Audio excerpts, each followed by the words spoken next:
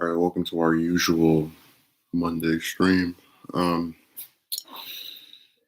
Last night I spoke to someone I hadn't spoken to since June or July. It's another one of those cases where people disappear from the internet and you have no way of contacting them, and they suddenly reappear after an excessive amount of time has passed. So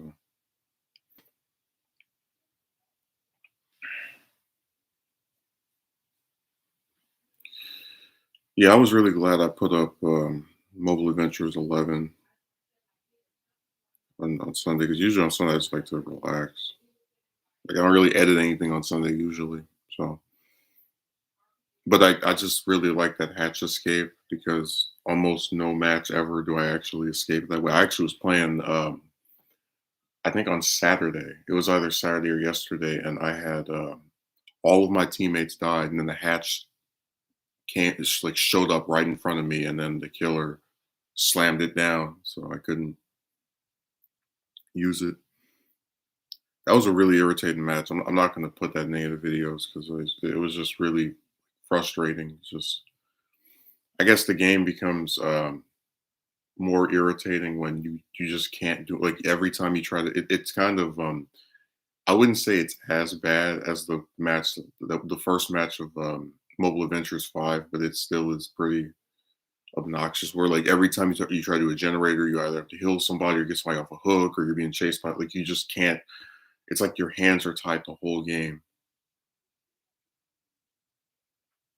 Somebody actually put up a video playing where they had some team, and I swear they were chased by the killer for must be 2, 3, 4, 5, 6 minutes, and their teammates didn't do a single generator. They just, like, acted completely insane, as if they didn't know what they were doing, and it was so weird because very rarely do you get people that can just, loop and get chased for an excessive amount of time, right, without any help, and just, not get caught. And they completely squandered the opportunity. It was really embarrassing. So I was really disappointed by that. But there's a lot of teams where it's one person that carries it, and then everybody else just kind of sitting around doing nothing. So I'm not too surprised that ended up being the case. It's just another example of how people in this game can be like. I always talk about the survivors, the ones you get put up with in solo queue when you don't have people on your friend list to play with, and a lot of them just are very awful. Like, they do things that don't make any sense. Um, and I remember I actually had one match where there's this thing called a Mori. I always try to explain to people who never play the game, where it allows the killer to kill you without putting you on the hook. And one day when I was playing, I was dodging the killer, and then, they have this one Mori where after if they get you on the ground, they hit you, they can use it on you. And but the catch to that Mori, because it's very powerful to just be able to touch somebody and then you actually get rid of them out the match, is that it's supposed to take a while for them to get all of their stamina to do it. I so I get killed a minute into this match, and as I'm watching the footage after, like, spectating, it turns out one of the survivors on my team was helping the killer get powered up enough to do this. So, just that's what I meant. Like stuff like that just annoys me, because it's not. You're having to. You basically have a traitor on your team, which, it's not really fun to, like, the whole point of it being 4v1 with survivors and, one killer, is you're supposed to be balanced out by that. So if you have three survivors and a traitor and a kill, it's not. It's really imbalanced. No, my mouth was wide open watching that stupid thing. It's like, how did he get all of that quick? Oh, his friend. So it all added up.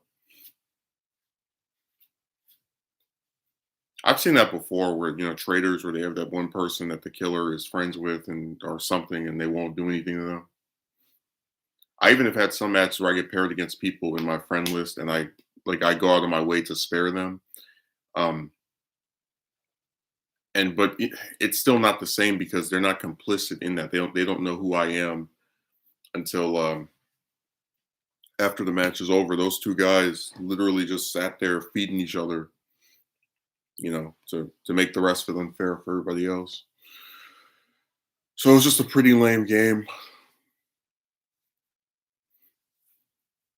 I might play it today. I'm just kind of I'm fatigued with it. I really have lost my interest in a lot of respects, which isn't the first time. You get caught up in the point where the stuff starts to feel more and more repetitive. Where you go to a match, get chased by a killer for a little bit, they knock you down, you get put on a hook. Your teammates don't do generators. You get put on a hook again or three times, then you're out. Generators still not being done. So it's just that's one of the reasons I don't play as often as I used to, because you start getting more and more fatigued with seeing the same thing from your teammates every match. And the only time it's a little bit different is if you're playing with people that you either know, they're on your friend list, or pretty much that. I sometimes would see these coordinated teams where they're all doing generators, and I was even thinking of doing a video where I talked about how so many players in this game seem to just have the same moves over and over again. There's this one move called Dead Hard, which is where a person will, for a little tiny bits, kind of speed up, like it look like because about to hit them, and then they do their little jump thing forward. Um, there's another move called what's that stupid thing called? Borrowed time, which is where if you take somebody off the hook and the killer tries to hit them, and they do hit them, it won't actually take them down. They have to hit them again to get rid of them, or to take them out of the match, or to knock them down. Excuse me. So it's like a second life without being at the full health state. Then there's what's the other one? There's three of them. There's like four or five different moves that it feels like every time I see survivors, they have the exact same perks over and over. Let me see what the other one is. There's another move where basically when you get picked up after being put on the hook once by the killer, um, there's some move where it's like a pocket knife and they get stabbed in the neck, and that's how you're able to get off of them and keep running. I'm forgetting what it's called. The first time I saw that move, I thought it was a hack. Just they have so much stuff that they just use to excess. Like you would think there's only five or six perks in this game. They use the same ones, whole teams, just same perks.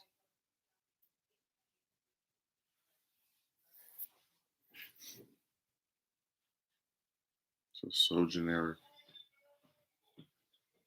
They can't get any originality. They use the same exact moves every match for every game with every teammate. Four people all doing this every time you rotate them. Dead hard, dead hard, dead hard. And then when you get somebody off the hook, borrow time, borrow time. Jesus.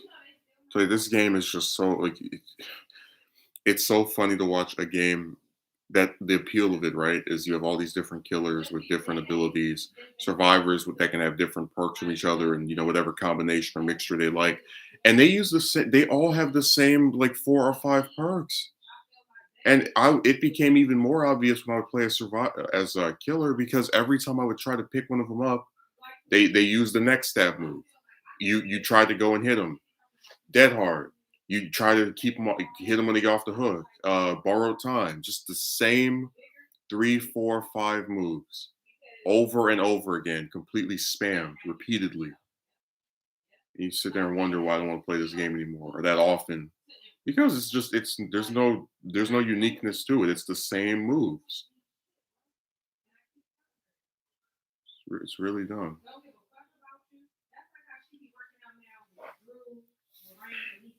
So yeah, this game is really frustrating.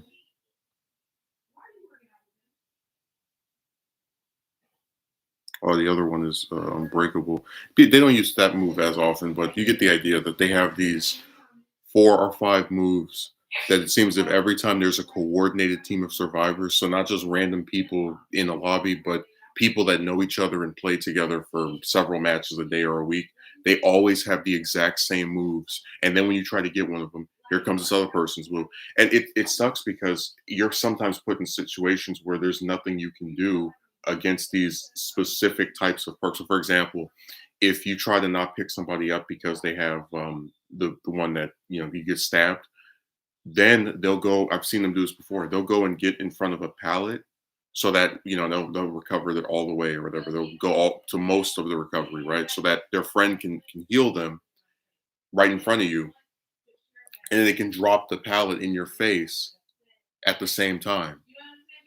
So you either have to pick this person up and then like let them be in the recover halfway to start having to chase them again, or you just leave them on the ground and hope there's not a pallet nearby or some kind of like trickery they can use. It's just I had so many games as killer where I just got so irritated. I would just stand there. I wouldn't even bother. Like when they do all the generators and I haven't put one person on the hook or everyone's at full health or some other thing. It gets really irritating.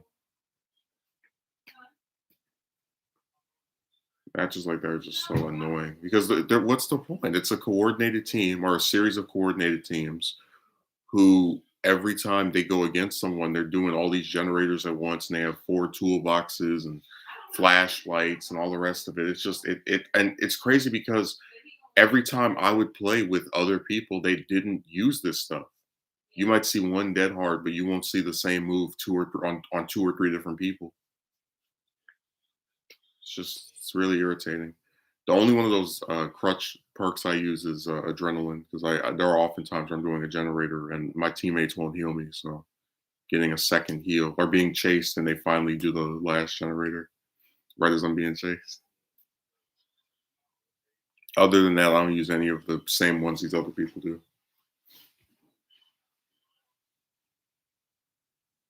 It's the same three or four moves over and over, just spammed at excess. No originality whatsoever.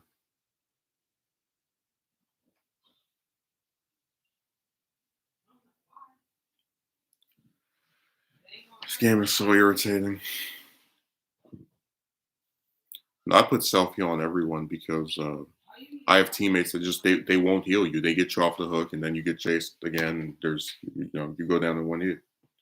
That's one of the issues I had with early in the game when I would play. I would go on these teams, these solo queues, and people would always get me off the hook and never heal me. So now I have to use self heal for every time I play the game. Otherwise, there's a good chance that once you are taken off the hook, you won't be healed, which will help the killer by making their thing 50% easier. They only have to hit you once instead of twice.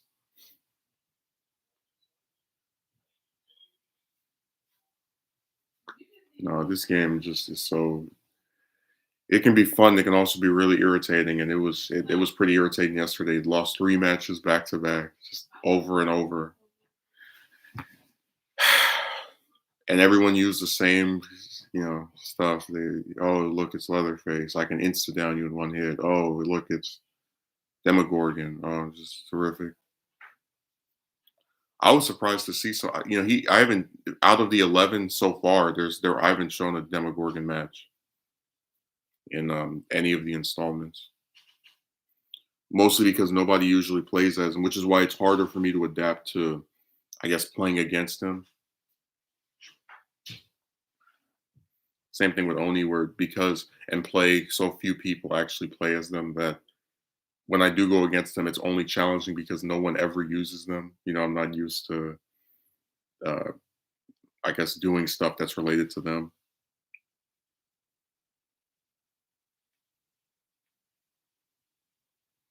Oh, this game is just so annoying. The same moves on everybody. Then if you win, if you're a killer and you win, people rage quit. I got really tired of it.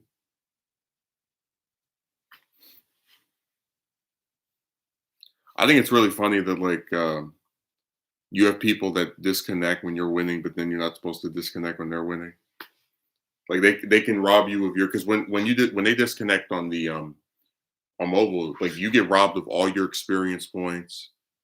Your rank might go up, but basically they just completely wasted your time if you were trying to get points for playing that match.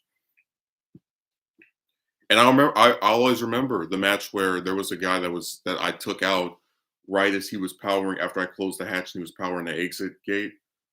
And right as I go to pick him up, disconnect. So I'm always gonna remember that and just think about how it's so funny how people always tell you, you know, oh, you should be a sport and let people get their points, but then they do stuff like that to you.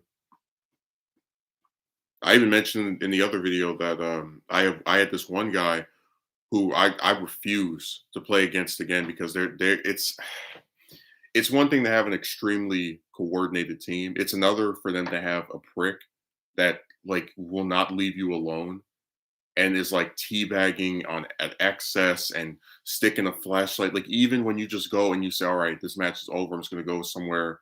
They follow you, try to stick a flashlight in your face. It's just so annoying. You know, it's like it's obnoxious.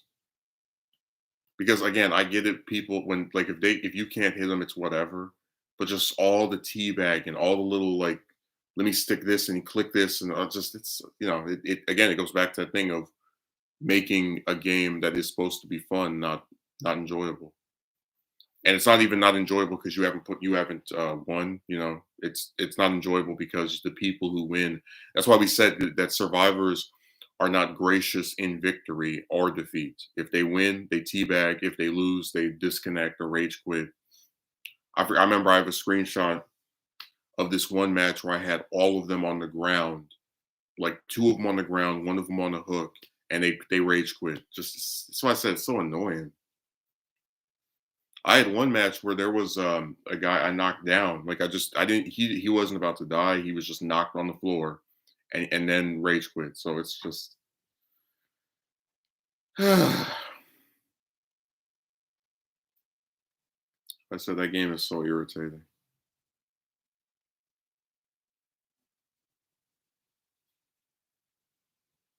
Every time it looks like you're winning, they quit. They give up.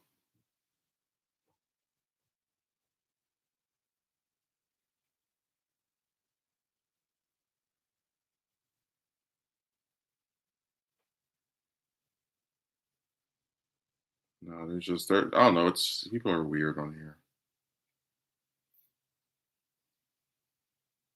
It's kind of funny that we expect bad behavior from someone if they lose, but then if they win, they also act that way.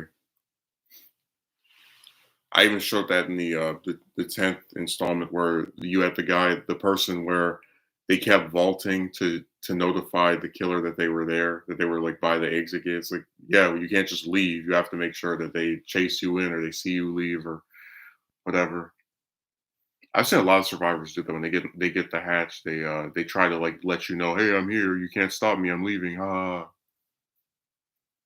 I even saw one that rage quit because I wouldn't let them teabag me. Like they kept doing the vault thing that notifies you that they're over there, and then I wouldn't come to them. It's like, what's the point?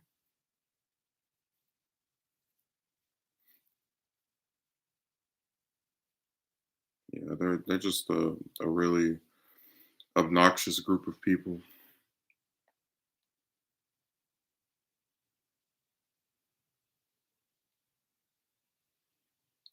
So that was really funny on that one video with uh, with that one person, Plagueis Trapper. The Trapper is one of the worst killers in that entire game. That is a literal joke. You get one trap unless you have add-ons. He's not fast. You have to hope that people just randomly stumble into the ones that you put around. That is insane. I don't know who thought that was like what possessed him to think that was a good idea.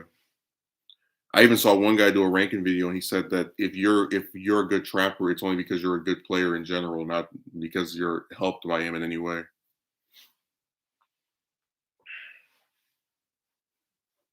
The only one of those early killers I would even bother with is Hillbilly because he's fast, and I've seen people use the chainsaw to get around the map really quickly. Um, there's add-ons that can make the chainsaw have a cooldown quicker, and you can move it around. That's really the only downside to him. His chainsaw isn't as good as Leatherface.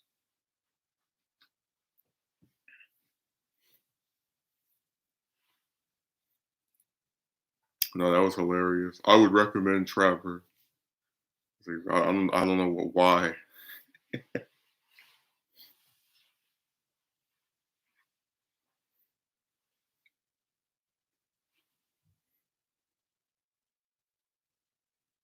They can have him.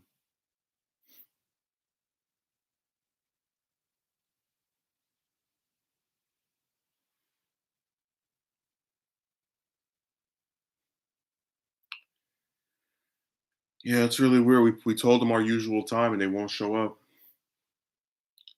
I don't know what happened. That's always the most amusing thing about trying to have.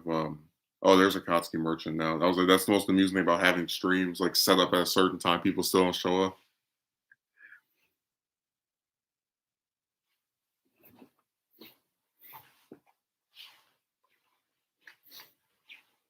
I was talking about just how insane that game is. How everyone has the same two or was it 3 or 4 moves? Every time I go against a team of survivors, they have the same 3 or 4 perks. We have like a little checklist, like, oh, this one is that one, and this one, and that one.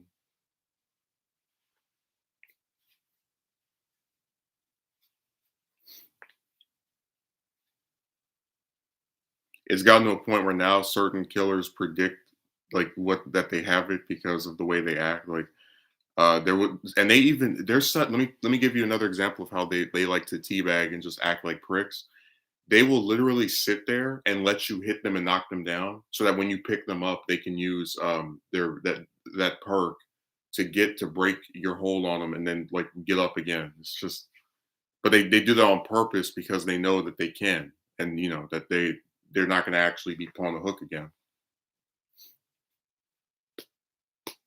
What is that thing's name? I forgot it.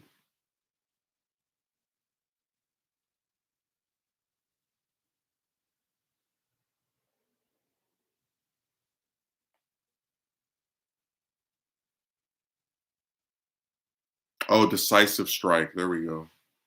Okay, so it's Dead Hard, Decisive Strike, and Borrow Time. They're like the 3 perks they use over and over again. Every time there's a coordinate team of people, they all have those same perks. When you're chasing them and it looks like you're about to hit them, you know they use Dead Hard. You know, get away a little bit, and then they use Decisive Strike when you pick them up after they've been put on the hook one time, so that they can get out of your grasp and be able to keep running. Then when you try to knock down someone that they just took off the hook, they have borrowed time. So the person that for like 40 seconds can be hit once without like can basically just get an extra life pretty much. So that game is so irritating.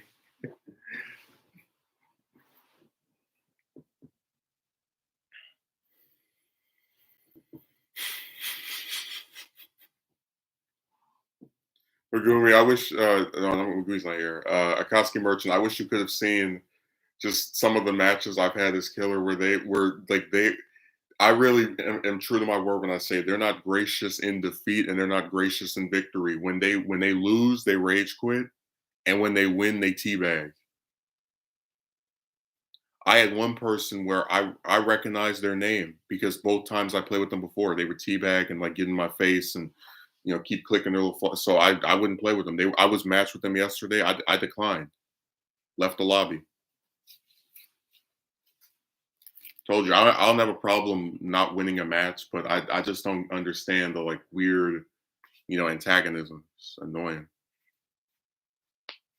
You said Halo. You mean your favorite character from Young Justice season 3?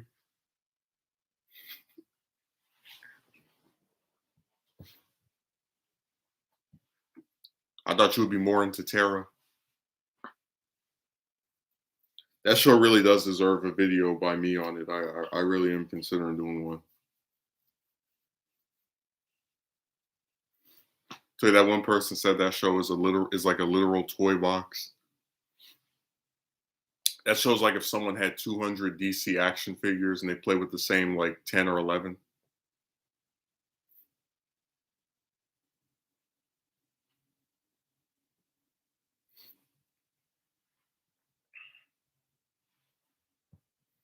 Yeah, a lot of people are sore winners. But it's even more disturbing because you would think like when people get angry that they lost, even if you don't think it's right for them to act the way that they do, you can still kind of understand a little bit. when they win and they have to teabag, they have to say nasty stuff to you in the end, in the end game chat if they're playing on PC. It's just like for what, What's the purpose of acting this way?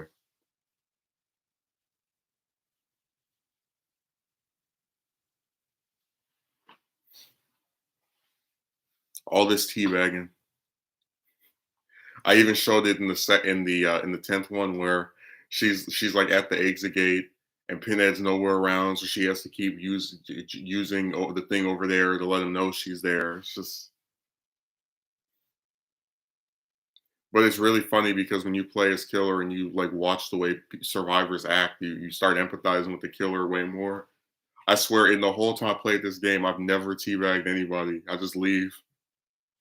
I don't do that the little duck thing they like to do, where they're like this, they're bouncing around. It's just so stupid. Sore winners. I still can't go person that teabagged was like you almost like they were on the second hook and then their friend came and saved them and they teabagged me at the eight. It's like you almost died. You were in the basement. Your life was draining before our eyes. You had must be 5, 10, 15 seconds before you were out of the match. Just like in my in the seventh one when I got put on the hook by Michael and then saved by was that Spaghetti or whatever. You know, I didn't try to teabag Michael. Like he almost killed me. If he had been 3 seconds later, I would have been out of that match. So it's just so weird. Like we won, so we have to act like pricks too. If we lose, we act like jerks. If we win, we act like jerks.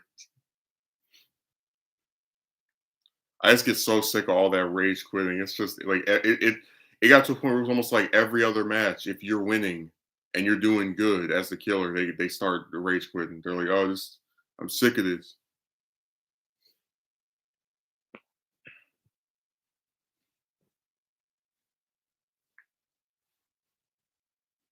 Dude, that game can be so impossible just with the way people act. You don't even know what to do anymore.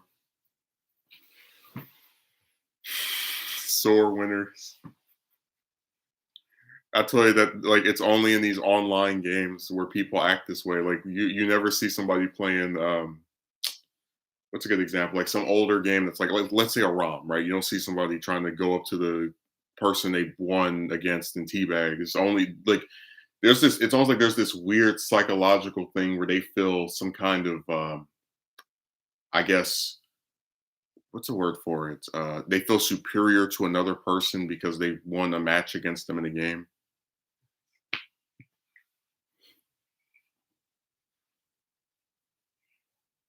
I saw one person who was on a team with a hacker in a video that was teabagging the killer. It's like you're literally only winning because somebody is so terrible at this game that they have to hack.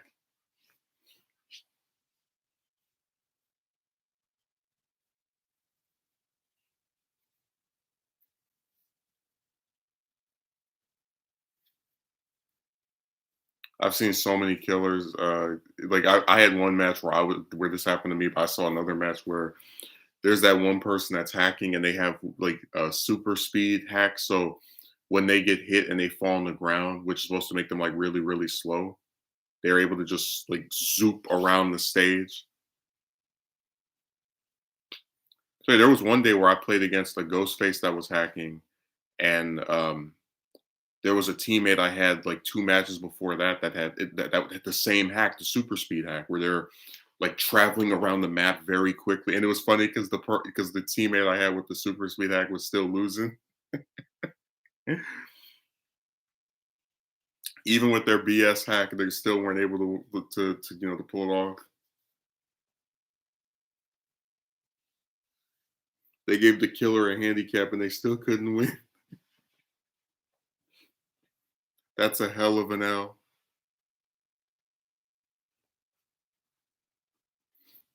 Sore winners. They're not gracious in defeat or victory.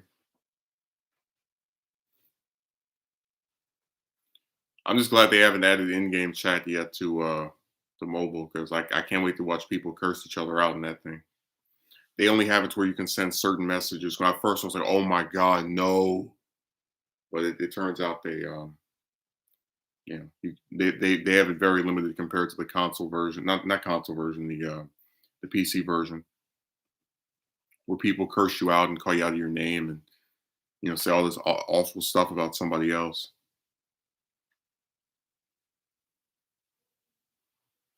People just get so angry over a game. It's really nuts.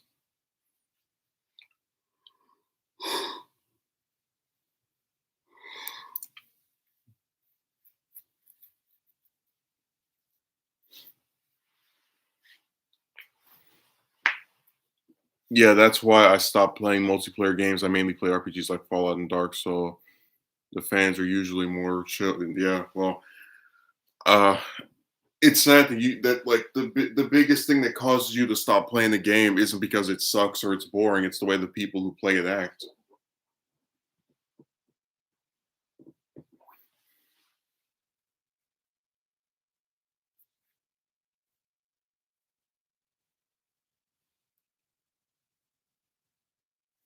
No, this game has so many hackers. Somebody called it hack by daylight. I agree. Every time I turn on the match, there's some weird thing going on. I forgot. I never mentioned there was this one hacker that was playing as Trapper, and they had it set up to where they like we were playing on the Silent Hill map. So if you saw the 11th one, that's the first of those like first of those two matches. That's the first one, and I was on the top floor, and somehow he was able to hit me through the wall, like in up in the air, like he knew where I was, even though I was on a different floor, and then was able to like throw to like attack, which he shouldn't be able to do. It's clearly a hack. I disconnected so hard from that. I don't play with hackers.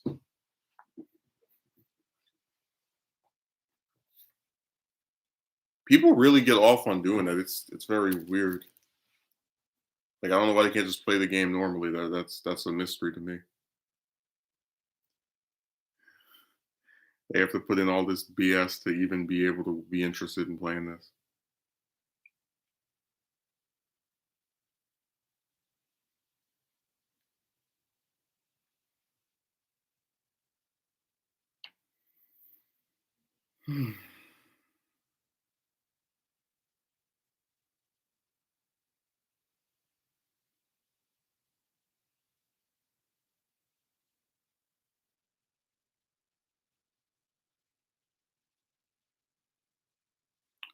It really is a shame though because I grew up on games like Halo and Call of Duty.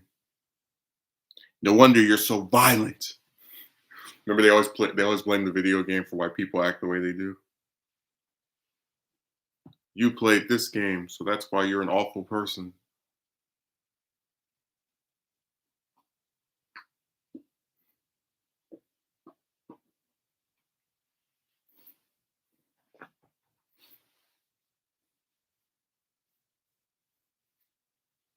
I remember all those Fox News not commercials, the little segments. This person that did this was a fan of this game.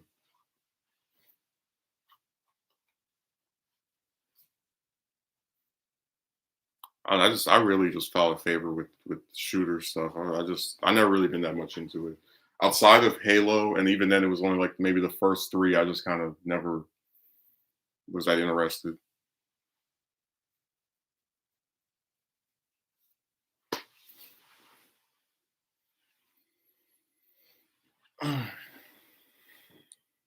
Akatsuki Merchant bought his ticket to the Batman. He can't wait to see the third reboot of the character in what 10 years.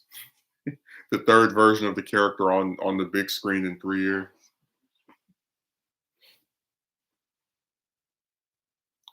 I feel so bad for Affleck. Like, and you can get mad at me if you want. I don't care. I don't really see the cast of the Batman as being that interesting. Like you have a black Commissioner Gordon, which just whatever, a black Catwoman. Uh, it's just whatever. I so would have preferred Simmons as Gordon just because I think as an actor, and I think Snyder recognized that he has versatility to be able to be comedic or serious, you know. And I think he looks the part. Like I'd say probably the most like accurate to I guess the comic version of Gordon we've had on the big screen is probably Gary Oldman. But you know, I would have liked to have seen Simmons take on the character, but we'll never get to because they want to do another stupid reboot. That was really funny when I was talking to that guy that stabbed me in the back earlier this year, and when that the first trailer for the Batman came out, and he was like, "Oh, the actress that plays Catwoman is black. She looks white to me." Like, well, I mean, you can say that if you'd like, but it still is another case of them just making people a different ethnicity just for the hell of it. Let's make Electro black. Let's make Harvey Dent black. Let's switch it up every just for no reason, just whatever. Like, oh my God, they're doing a Batman movie with Catwoman in it. Oh, we haven't seen that before. You know, Batman Returns doesn't exist in this universe. Or was the Dark Knight Rises? They're doing a dark and gritty new take on the character. Like, no, it's they did the exact same thing with Nolan. I don't know. I'm not excited. That's the best way to put it. And usually, if a superhero movie doesn't excite me, which I don't think is that hard to do, I won't go to see it in theaters. Like I mentioned, I didn't see Homecoming or Far From Home in theaters. I just saw the trailer. It looked lame, so that was it.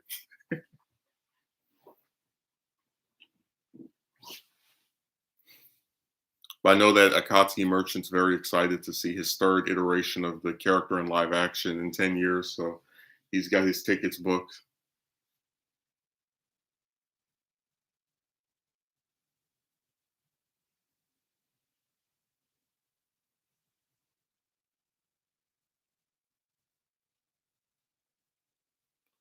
And then over the weekend, we finally got the first. I think it's the first footage we've had for that movie for Into Spider Verse 2, which isn't even going to be called Into Spider Verse 2. Apparently, every film series just abandons trying to just have numbers anymore. Nah, I don't even like the Batman movies. Right, what I'm conveying to you is that I don't see, based off of what we know about this one so far, what they're doing that's any different from anything we've had previously. They want to do a dark and gritty take on the character where he has no sidekick, like the Nolan movies. They're using like I guess Riddler is different because we haven't seen him in a film since Batman Forever, but it's still it's just I can't. There's just not enough for me to actually get excited over to where I would go out and see this. And it sucks too because you know, as I mentioned, there's plenty of stuff you could do with the character that still hasn't been seen in live action. Like there are so many Batman supporting characters that if you actually have like a trilogy or six movies you could introduce and do stuff with, you know, like Robin, for example. We've never gotten the live action version that went from being Robin to Nightwing. You know, it's just at least in movies anyway. It's such a wasted opportunity because but I told you that there's like a weird hatred of sidekicks in Hollywood. It's very bizarre.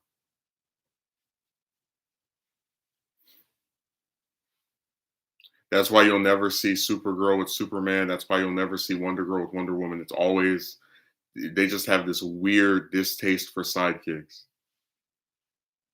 which is really lame because I think Batman's a way more interesting character when he has Robin. You know, like the whole purpose of that character when he was originally created was to give Batman someone to talk to and kind of just be able to explain stuff to. So if he doesn't have that person, he can just and they do try to pass it off to Alfred, you know, and some of the stuff, but it just isn't the same.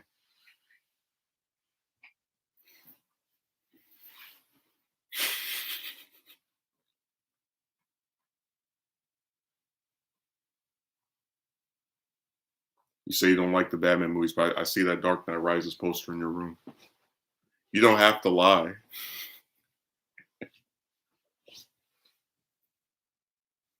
You know my point that because of what we've seen before, it doesn't really look that different to me. And I do think it's part of an issue where the more of these you make, the less interesting it's going to seem when you do a reboot because we've already seen most of this stuff before. That's why I said I really wish they would do another Green Lantern movie. Haven't seen one in 10 years, and the one that we have is horrible.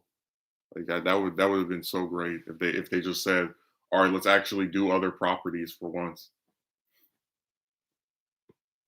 At least with the MCU, as much as I'm not a fan of that version of Spider-Man, uh, at least we get to see him interact with different heroes, and that's something that wasn't in the other two continuities. But with this, it's just another iteration of the Batman mythos that just tries to be dark and have him by himself, and I'm good.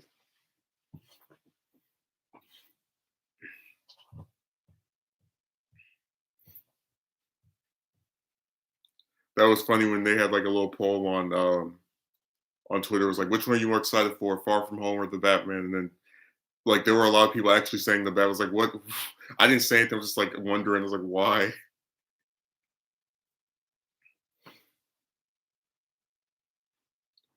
Damn, it does really seem like okay, so I'll see Far From Home, not Far From Home, No Way Home, because I explained my reasons before the returning actors, and no, I'm not talking about Garfield and McGuire. Uh, and then I'll see Doctor Strange too, because that's directed by Raimi, who is uh, one of my favorite directors. Period. And that's probably going to be it as far as just MCU stuff. I'm really interested in seeing. So yeah, really scraping the bottom of the barrel here. I do think No Way Home's probably going to be the last thing they make that makes over $1 billion, probably. Because I just don't see the same level of excitement with any other project or thing that is being made. I know that if Akatsuki Merchant was in charge, he would just make a Killmonger spinoff movie.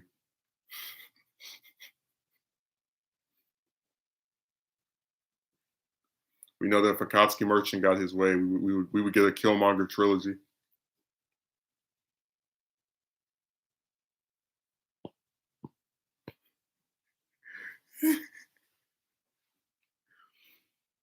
We get to see all the elements of his tragic backstory played out in 3 films. They always everything has to always be three. That's the like most important magical number ever. I'm telling you, if I was a director and I was like directing some series and I had the like I would always if it gets 2 installments, gonna have four. I'm so sick of three. Every series has three, three, three, three. Like just damn.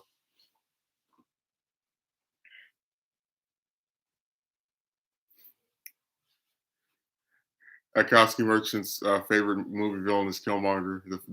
According to one person, the best movie villain of the 21st century. I was like, yeah, maybe if you've only seen one movie of the century. Like as bad as it would be to say the best villain in superhero movies are like, because I would still think that's ridiculous. The best movie villain of the 21st century. I rewatched the what was it Black Panther like a day, yeah, yesterday, and I did have some other stuff I was doing, but I remember like he wants to kill children, like innocent children, right? He directly says that's part of his plan that are just because they're not of the same ethnicity as him. And it's like I don't understand what is so appealing about that character. Like what would be compelling enough for him to be considered better than Loki or Thanos, who I think are far more developed and interesting.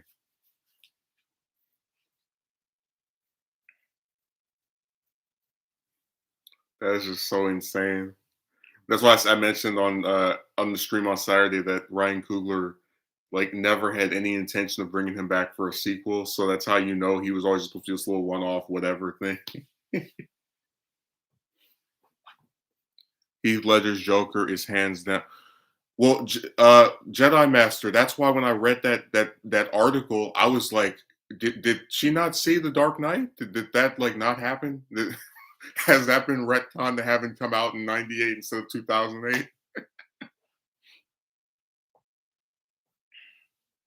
But also, she didn't say super villain. And like, okay, how to explain it?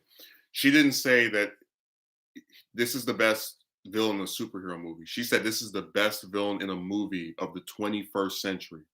So like every like we not even out of Marvel, not even out of DC, just like across every single film that's come out in the last 20 years, Killmonger, according to her, not me, damn sure not me, is the best movie villain of the 21st century. That I thought that was insane. But like we don't even have to just bring I mean, Joker is obvious, whatever, but like uh Green Goblin from the first Spider-Man, definitely Doc Ock, you know. If you want a more developed character, we had Harry, who we saw for 3 movies become a villain. Same thing with Loki. 4 movies going from a villain to anti-villain to like this. Just a lot of development on his part as well. That's why it's like really funny. Like Killmonger's not definitely not the most developed. He's definitely not the most interesting.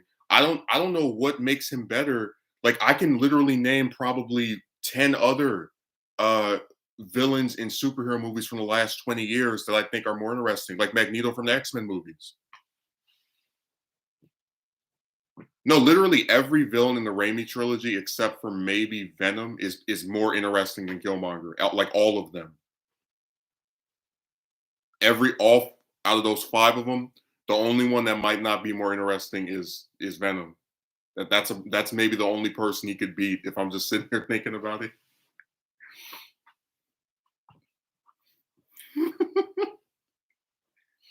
And hell, I at least I understood why Venom was evil. Like, oh, I lost my job because of you. You took my woman away, or whatever. Like, that was way more understandable. Well, Doc Ock has him out. Like, I probably would say, besides Joker, he's probably my favorite superhero movie villain. Which is why I was over the moon when I found out they were going to have Alfred Molina in No Way Home, because one of the biggest issues with Joker is that he was intended to be a villain that was in more than one movie, and then Ledger died, and they couldn't use him anymore. And then like you have all these actors who are like not only alive but open to playing the same character, and you just never use them. So I was really glad they brought him back. No, you have pricks that are saying they don't want to see No Way Home if Maguire and Garfield are. I'm still going to see it regardless. I don't care. It's like I want them to like if people are talented, I want them to bring them back and use them again. I'm not going to sit here and act like because 2 Spider-Men who if they were in it are probably going to be in for like 2 minutes aren't in the movie. Like I just think that's so insane. Like I'm not going to watch this movie because these 2 actors who the internet has convinced itself are in it, despite everyone who's involved with it saying otherwise. They get their panties in a bunch and don't want to support a movie over that. I tell you, I screenshot the comment. The guy said, "No Toby, no Andrew, no tickets bought."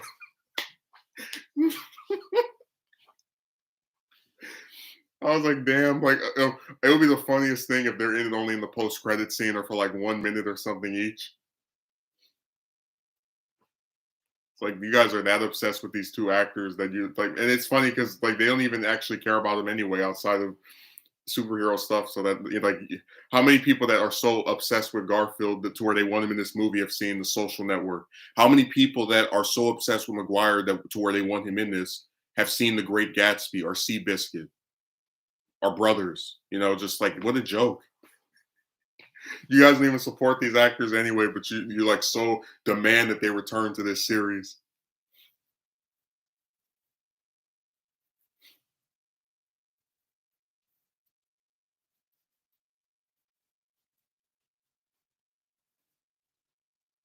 I even really open. I don't even really care if like I'm not if people want Garfield back or whatever. I'm personally just indifferent to it.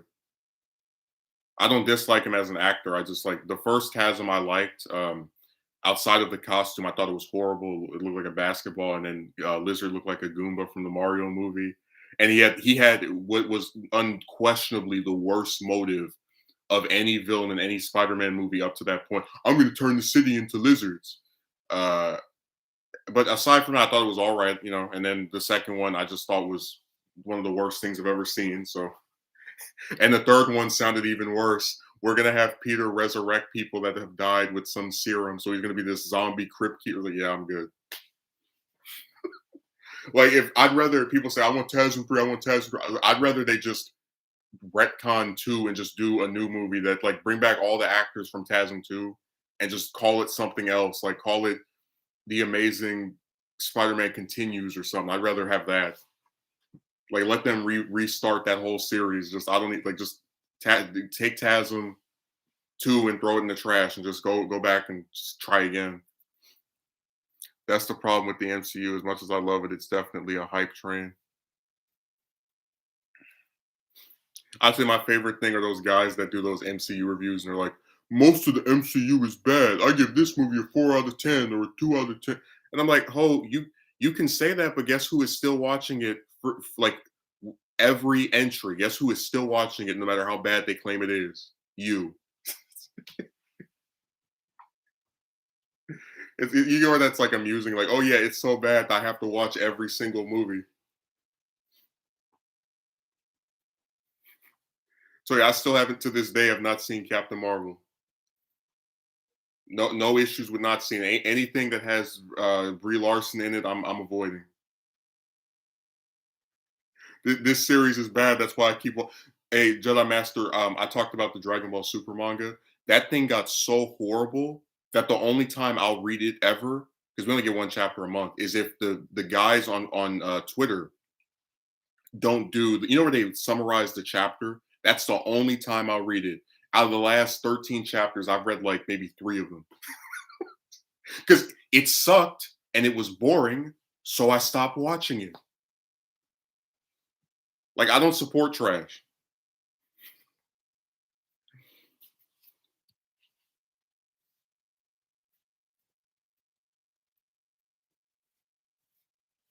Nah, no Captain Marvel. No, hey, they changed the Captain Marvel 2 to the Marvels because they know that nobody wants to see her in the lead role again. So she's only going to be in ensemble stuff. It's just the Goku and Vegeta show with a different villain each arc, and then like the best chapters are when nobody's even when it's some other character they barely use doing something. Like my favorite chapter from the whole series is like 52, where that's Piccolo just beating up these 3 gangsters from space. I was like, I just read this chapter, pretend the other ones don't exist. I've been meaning to get back into DBZ content. You're not missing much. They have a stupid RPG game, right, Kakarot, where you can only play as Saiyans, because you know that no one would ever want to play as any other character. Uh, they have, which by the way, it's the same thing. Tell you the whole story of Z from beginning to end because we've never seen that in a game before. They have another game, Xenoverse 2, that has put out a dozen DLC packs for 5 years. They will not make another one. Just keep DLC, DLC, DLC, DLC. Then they have Fighters, which had one of the worst base rosters of any video game in this entire series, period. But guess what they did, right? Because they always say, oh, it takes us time to make characters. In 2 years, they had twice the roster. Just have to buy more DLC. So all these games are just on life support from DLC. They can't make a sequel ever because they the DLC, DLC, DLC, DLC. So Kakarot was such a wasted opportunity. Like I remember the last RPG 3D home console Dragon Ball game was Sagas, and that thing was just straight trash, right? And not fighters. Kakarot could have been so different if they let you play as like at least all of the Z fighters, like you know Tien, Yamcha, Krillin, Chaozu, and we're able to like go and play through the different arcs of Z. But what would happen if this other character won? Like that would have been so much more interesting than well, you have to play as Goku for this because in the show it was Goku that did this. Totally wasted opportunity. They ruined it. That's insane. They're feeling into the consumerism culture. 5 years of Xenoverse 2, no third game in sight. And then they announced some other game that's a Dead by Daylight ripoff, Time Breakers, where it's like 7 random characters against that are like human or whatever against Frieza, Cell, and Boo. It's weird. I agree, but they are lazy. Oh, where did the Kotsky merchant go? He vanished.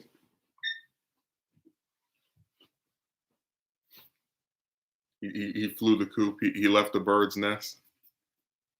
No, when I saw that lady say Killmonger was the best movie villain of the last 20 years, I just I was like, well, I started hearing that Twilight Zone music.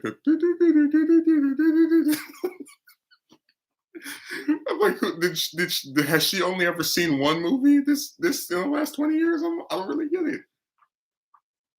Nah, I wouldn't do that because I think Killmonger is a poorly written character. No, you would have a whole prequel trilogy on him, and you would have him be in all the Black Panther movies too. It would be you would make him the new Darth Vader.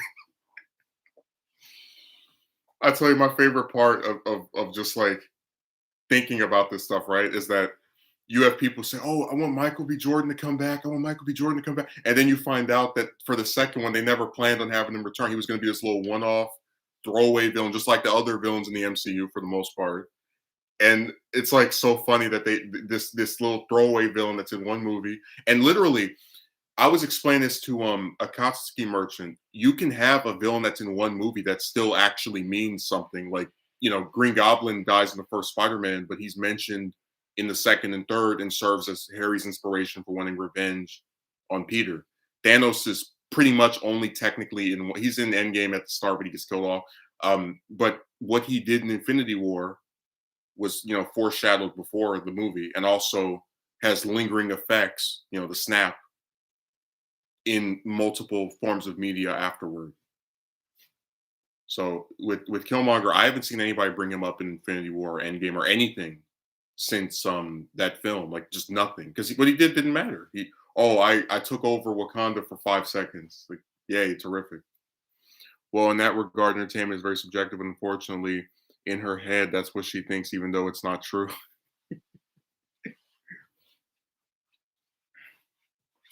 Dude, it's like I watched the movie, and he's not even the only, like, how to explain it? There's a very solid portion of that movie where he doesn't even appear. Like, there's a section where they're going after Claw, the one that Killmonger later takes out, and like he's not even like whatever. I'm such a great villain. That's why I disappeared from my own movie.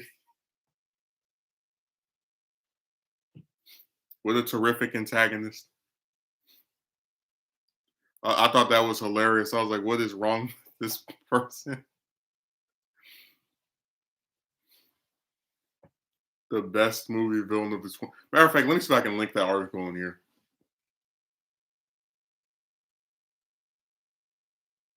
Let me see if I can pull it up. If I or do I not want to promote her stupidity? That was funny when James came on the stream on Saturday and he was like, "Well, maybe they feel." It was like, "No, no, maybe we have." Like, she gave her rationale, which I thought was really ridiculous, but like we know why she did it.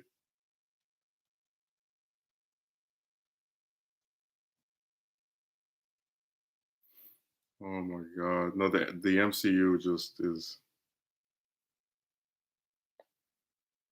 one of its biggest faults is just having all these throwaway villains.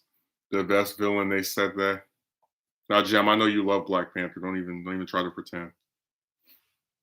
I bet you and Akatsuki merch are getting together right now, penning Black Panther 3, The Return of Killmonger. You don't even try to pretend you're not. We already see the paper and the script in your hand and the Google Doc open, and you're trying to talk to Michael B. Jordan's agent,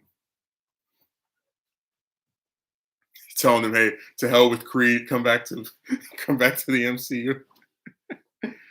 In all honesty, the villain in Shang-Chi, which is his father, is probably the best MCU villain in terms of character development. But even then, it's like I would say Loki is the best because we saw him for 4 movies, or I guess technically 5 with Infinity War.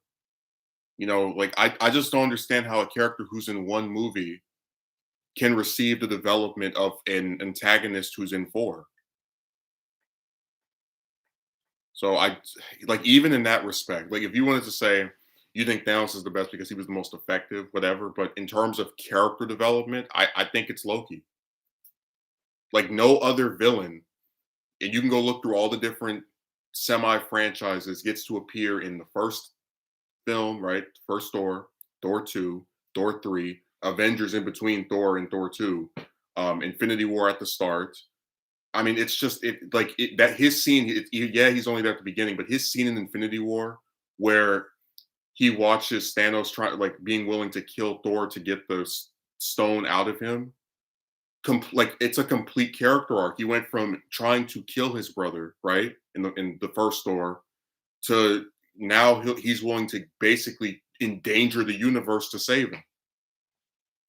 You don't really get more developed than that when it comes to MCU villains because most of them only get to appear one time before they're killed off or they're never used again. I didn't really like the Black Panther movie. It was the best movie of 2018. What are you talking about? But that's why, like, that's why with you saying Shang-Chi's dad, it's like, yeah, I'm sure he's developed, but it's not to the same extent as Loki. No other villain in this entire, even Thanos is only pretty much just in one movie. He's got a little scene in Guardians of the Galaxy and at the start of Endgame, but he's still a main character pretty much in just one film, which I think does suck because I would have liked to have seen how he met his kids, but whatever. Marvel likes to rush stuff. Yeah, I saw it. I didn't count that because that's a different version of Loki. That's the one from that alternate timeline from Endgame. He only has the character work of the first movie and the first Avengers. So I didn't count him in that. I'm simply saying that I just don't see where there's any direction where you could say Killmonger is the most developed. Like you couldn't say he's the most developed villain because Loki, and hell, we can even go and look at Magneto from the X-Men movies, Harry from the Spider-Man movies. If you want to say he was most effective, Thanos literally wipes out half the universe to where multiple films later they're still talking about and it still is affecting things. I just don't see any direction. Hell, Joker in Dark Knight actually corrupts one of the protagonists and turns them into a villain too. Kills the love interest. It's just it's I don't understand any direction where you could say Killmonger's better than any of these characters. I think he's pretty solid and has a lot of potential. I just haven't seen enough of him to get an opinion. I'll wait until they put him in more stuff. I'm simply saying that based off of what we already have, I can't see any argument for Killmonger being superior to any villains in like any way in effectiveness or development. Just nothing.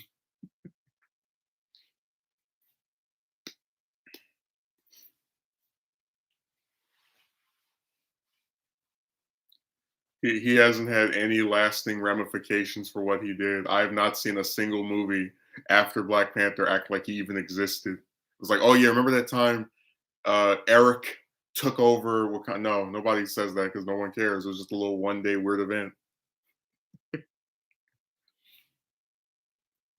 I just don't get it at all. Like people were just the stuff they like. It just baffles me. The stuff they hold up and like try to treat as being great is really amusing.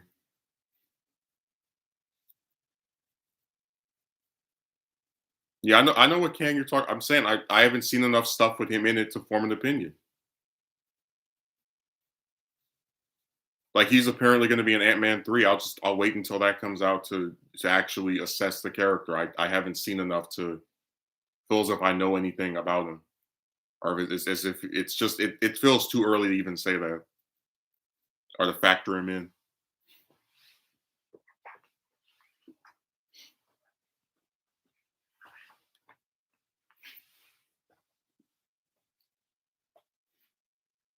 I'm just imagining a Koski merchant just at his desk. He's like, Black Panther 3, Killmonger's return, or the return of Killmonger. He doesn't a little dramatic voice.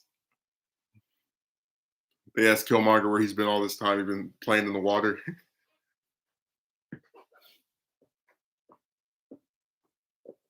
No, none of the MCU villains other than Thanos and Loki get to show up more than once.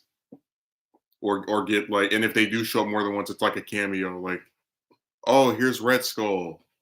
You remember him, the main villain from the first Captain America, Captain America's arch enemy. What's he gonna do in Endgame and Infinity War? Oh, just stand around and tell people about the stone. Yay. And the worst part is we don't even get to see him and Cap interact because Cap goes at the end of Endgame to put the stones back in place. Apparently having interacted with Red Skull and they nothing. Completely skip over it.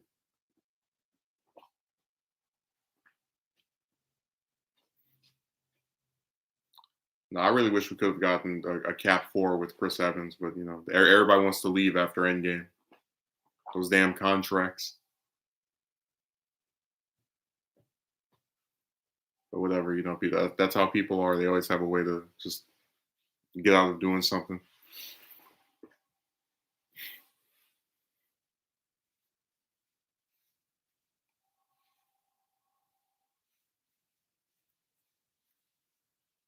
I saw Kotsky Merchant's review of Black Panther. Gave it an 11 out of 10 stars. He gave it two. He gave it three thumbs up. He put his two thumbs and then like made a wax thumb, like created a thumb, stuck it on there. Are you into other sci-fi projects such as Tron Legacy or Lord of the Rings? I haven't seen either of those. I know you're into other sci-fi projects just by your username. I know you really fell in love with the sequel trilogy and you thought Kylo Ren was the most amazing antagonist in the last in the last 50 years.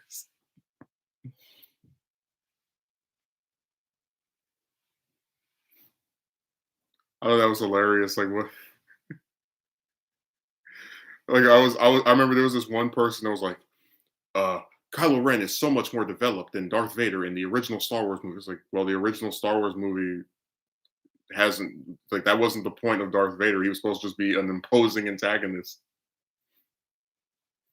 I never forget that one douchebag that said that the original Star Wars movie is not a complete film because Darth Vader is like, dude, Darth Vader in the first movie doesn't even have like there's no incentive to think he's anything other than a beefed up, powered up henchman. That's why he takes orders from Tarkin.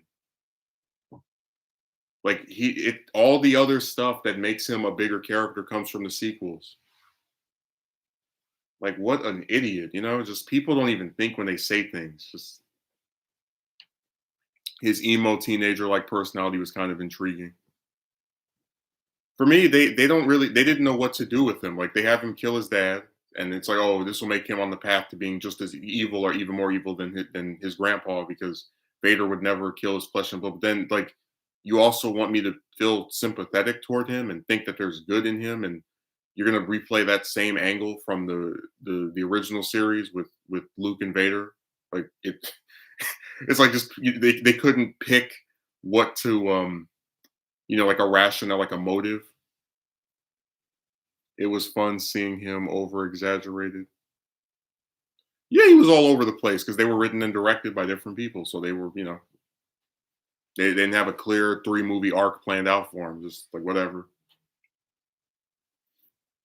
It's like, oh yes, he's very evil, and that's why he kills his dad, but then also feel bad for him and think that there's good in him, and then oh, there is good in him, which is why he's going to give his life force to resurrect Rey, the most bland protagonist on the planet.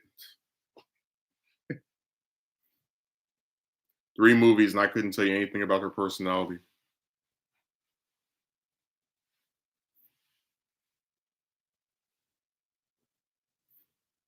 So I'm never watching those things ever again. That was it.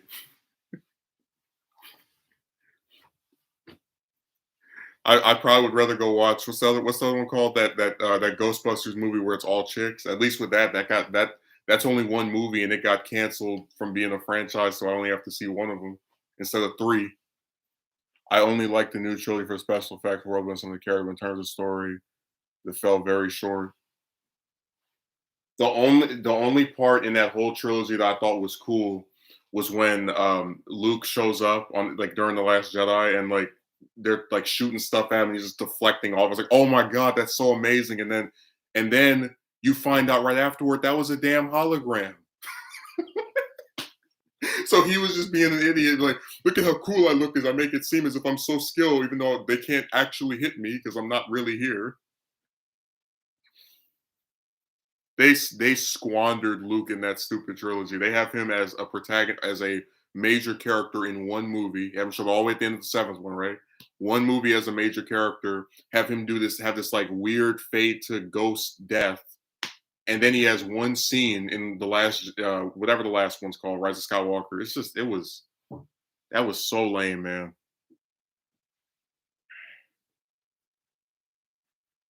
They're lucky I'm not Mark Hamill. I would have said hell no to coming back. You gonna go find you another old man. Well, no movie makes me want to do that. I'm not violent, but it certainly it's like again, it's one movie compared to three. I'll take it.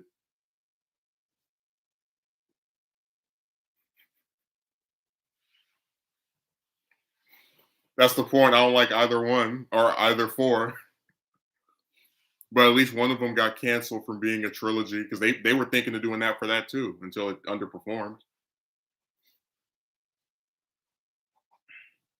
I saw this one review for Afterlife, and this guy was like, "People are tricking themselves into liking this movie." It's like, why can't people just like something you don't like? Why does there have to be some like ulterior motive or psychological reason for just damn, like it really shows how egotistical people are, where they can only not like was it like something you don't like because they've tricked themselves into thinking it's good or some other trash.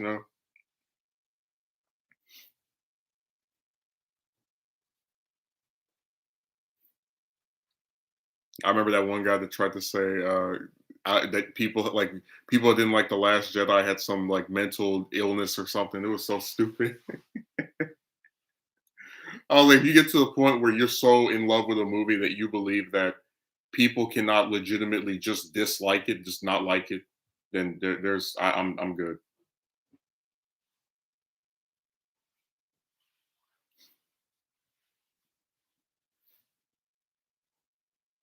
I mean, personally, I don't even watch any of these reviewer channels anyway because they all say the same stuff about everything. And if they have a different opinion, it's like usually poorly expressed. So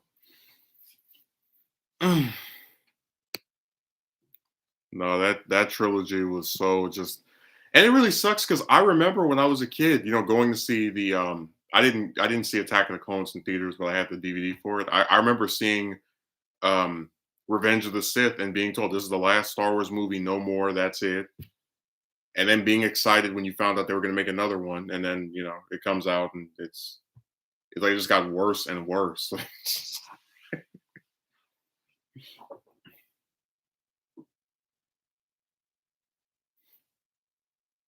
And then because they can't make, the other thing that really irritated me is that the new Disney stuff screwed up all of the expanded universe stuff. Like they threw it all in the trash.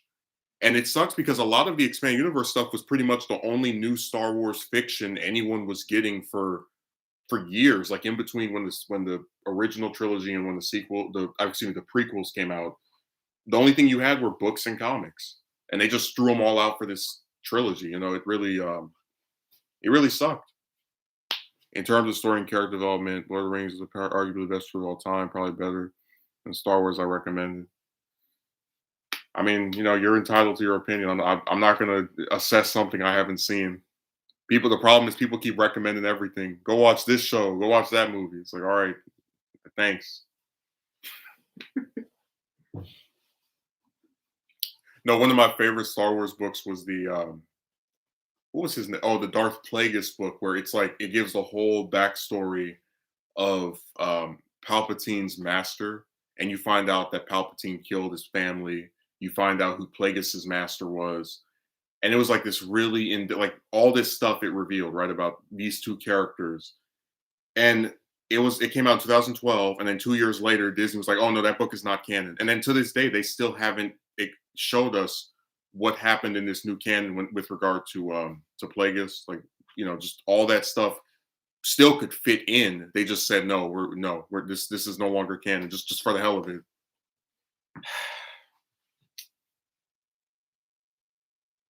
I think it's so stupid.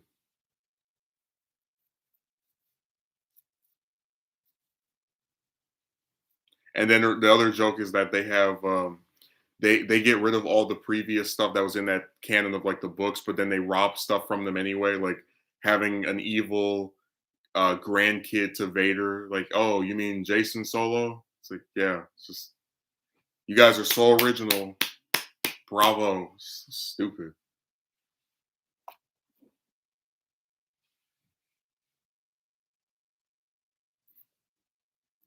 That's Disney for you.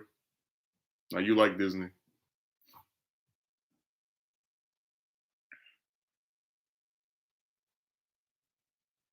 That's why I said I just fell out of favor with Star Wars. They have a lot of interesting lore, right, and characters and all the rest of that. But when you have a series that disrespects and dislikes itself to the point of saying all of this other stuff is now non-canon, even if it could still fit in whatever you're trying to do, you lose me. Because what's to stop it from being, let's say, 10 or 20 years later, another company buys Star Wars and they're like, all right, well, only these movies and this show are canon, everything else is not canon. And we just end up having the same cycle repeat itself. They like to strip the originality out of certain things, right? But they said they ignored the continuity of the books so they could start fresh. But then when you start fresh, you steal ideas from the books.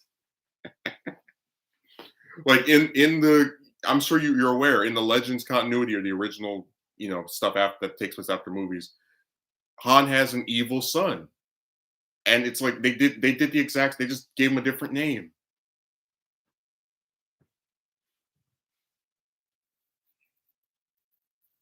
Star Wars is written by clowns, I swear. I'm gonna say this is non-canon, so I can basically make the same character just with a different name.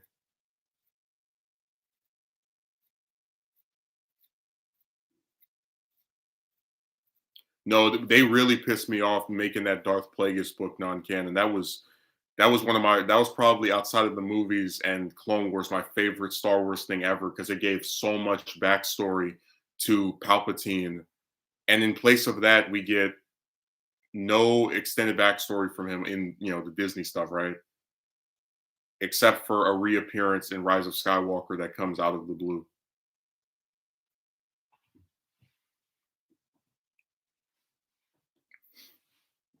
I don't know why they brought him. The other thing is I think it would have been so much cooler if they brought back Plagueis instead, because he was the one that was trying to, like, you remember in the third movie they have the, like, foreshadowing of he could not stop those around him from, he could save others from dying, but he couldn't save himself. Like, that would have been really cool if they brought back, they had Palpatine during the original trilogy and I guess the prequels as well, and they bring back his master that he backstabbed as the central antagonist, for like the last two of this or whatever. I think that would have been really cool because it would all tie the stuff together. Disney better not touch the old Republic. Oh, they'll be next. You'll be seeing Darth Revan in something soon.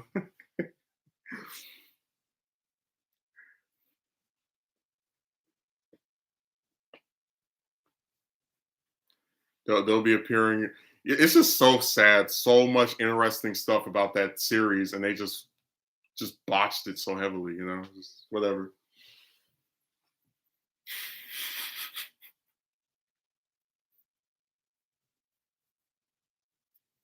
Somebody actually was like, it would have been really funny if the secret villain in episode 9 is Darth Nihilus, and he just like zaps, like just destroys all the universes, and that's how Star Wars ends. Like, just these protagonists are so unlikable. You're cheering for the villain. Like, yeah, let's go. Let's take them all out.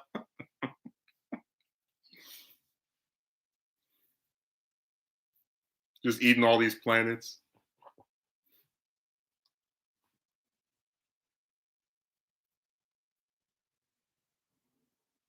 What an irritating series.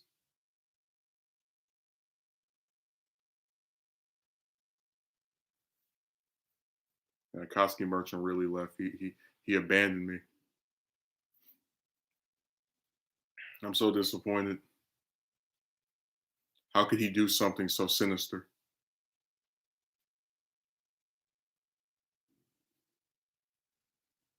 I'm still mad that we never got a Clone Wars esque show that was set in the time of the original trilogy, like a show that was set in between maybe 4 and 5 or 5 and 6. Oh, they probably would set it between 4 and 5 because if you do it between 5 and 6, you can't use Han, other than maybe like flashbacks or something.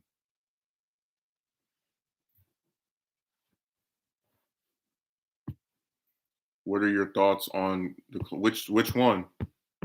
Remember, there's two of them. There's one that was on Cartoon Network, and then the other, the actual one.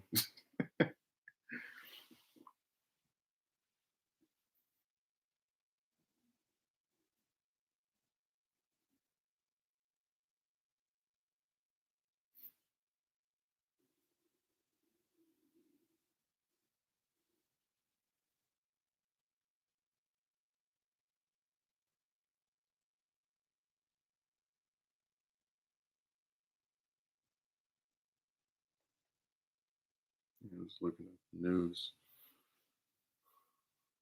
Oh, I thought you were gonna say the 2003 one or 2000. What was that? 2008, 2007. Let me see. Uh,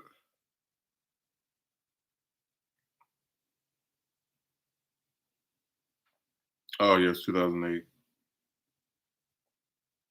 Yeah, I like him. I would have rather have had uh, more seasons of that instead of making it like I would genuinely have preferred if we just never got um, any stuff set after episode 6 outside of like animated stuff or a cartoon or something and just had more seasons of Clone Wars.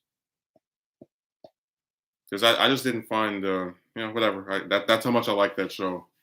I prefer three more seasons of that to three new movies, which will probably be cheaper and better made anyway.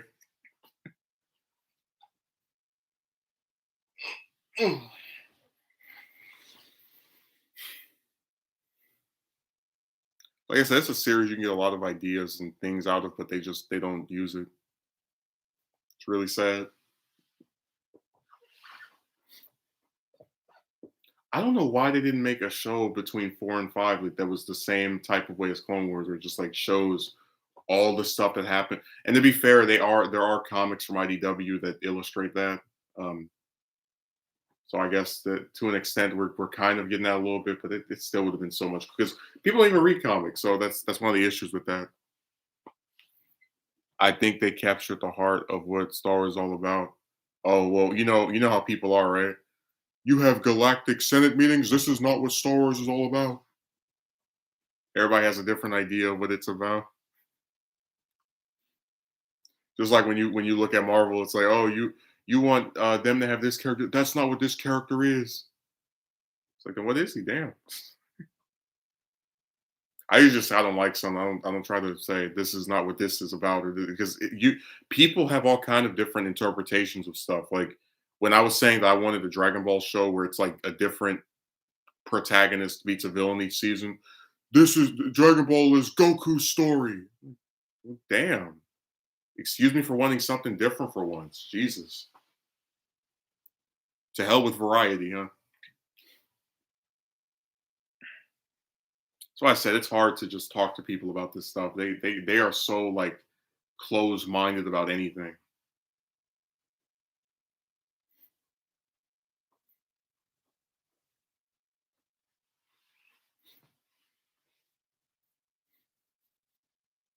I see that Gem left. He came for a cameo. He left what was that, like 5 messages and then vanished. He went to go shoot his scene in No Way Home. The movie that's gonna feature everybody. That's like a running joke of like every person I talk to, like, oh, you went to go shoot your cameo in No Way Home.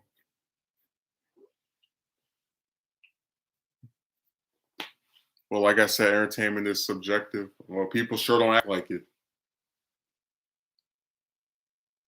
If you see the people who will like actually go after someone just because they either like or don't like a movie they do, you'll really see how like people, and that's why someone said people treat these shows and these movies like they're a religion. Like, you would never expect to see such heated anger at someone for not liking something, or liking something that they don't like.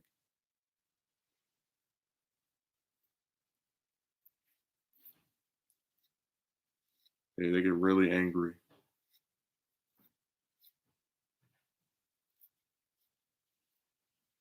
I don't even have people writing paragraphs about why you shouldn't be religious, but they write paragraphs about why you should like the sequel trilogy.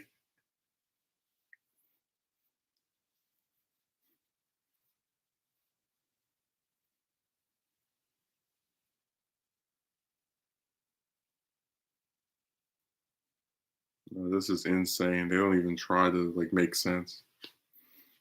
Have you ever heard of Bionicle? Of course, I've heard of Bionicle. That was probably my favorite thing that was related to Lego in any way before they got rid of it.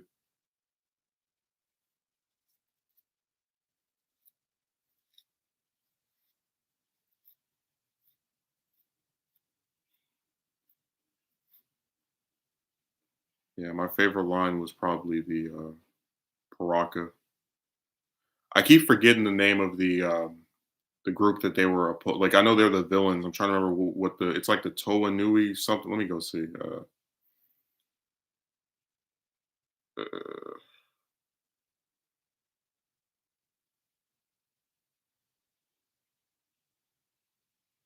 on that insane wiki. Oh, okay, yeah, the Toa and Naka.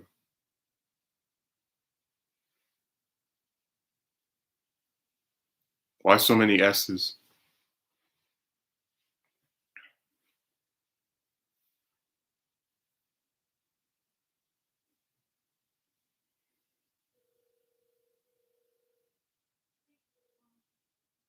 Yeah, I was. That was I guess the issue is because they can't like every year they would just change the set or like I guess who the protagonists and villains were, so it became harder and harder to just keep up. So that was that's one of the reasons I wasn't into it as much after that line. But yeah, I like the Bionicle. Have I ever heard of it? They had a movie, they had comics, they had all kinds of stuff. I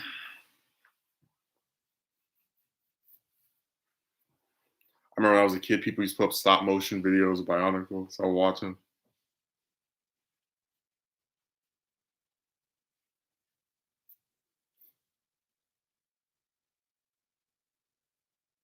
You said,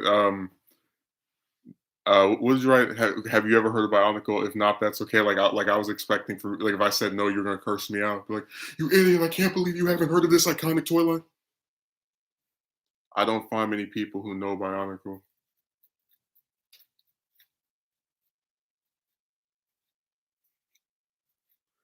I mean, it was. I remember like KB Toys, and they had all the different ones in there, and what's the way of saying it? I was always frustrated because my like I always wanted to get the red one of the Paraka because red's my favorite color, or at least it was back then anyway. And the only one I ever got was the blue one. And I had three of the Toa Inaka, and like it was I remember it was the red Jawler I think his name was the red one, the white one, and the blue one. And like only one villain, he would always get his butt whooped because it was him versus three of them. They had some game on their website that was 3D or I guess like CGI where you could play as I think you played as the Paraka, but I just remember it was like a turn-based game where it's like the villains versus the good guys.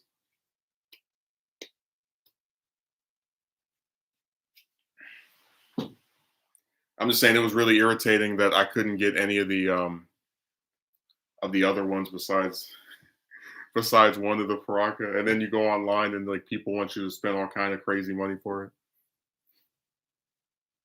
Yeah, where it's like each member going through a trial, and at the end of it, they encounter the Anaka, and they have to like fight them, or it's like I don't. Again, I don't remember how it was played. I just remember that it's both sides versus each other. I thought that was the coolest thing ever because like the commercials didn't even associate them with each other. Like Paraka, the gang is on the loose, and then you don't actually see them fighting the other team.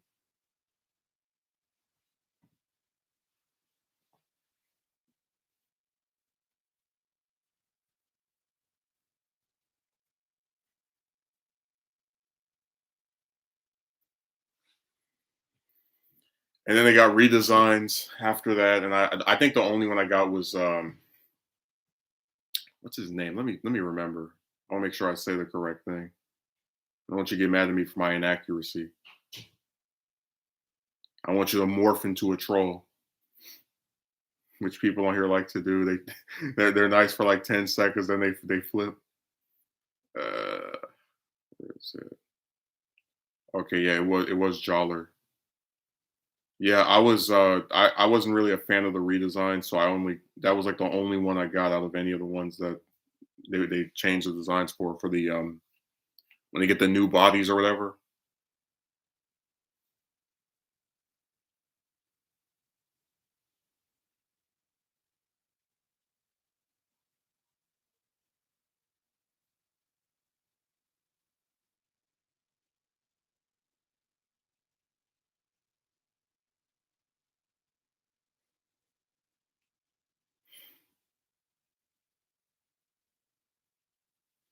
I still can't believe the blue one was a girl. I had no idea until I went on the wiki. It's like, what?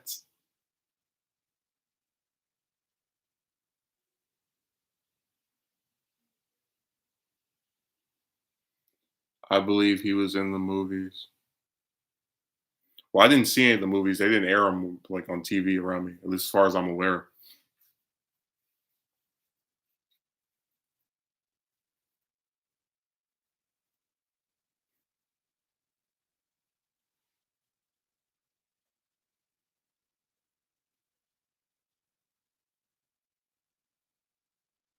Which one was Matoro? I'm trying to remember. Oh, the white one. Okay, that's the one that died.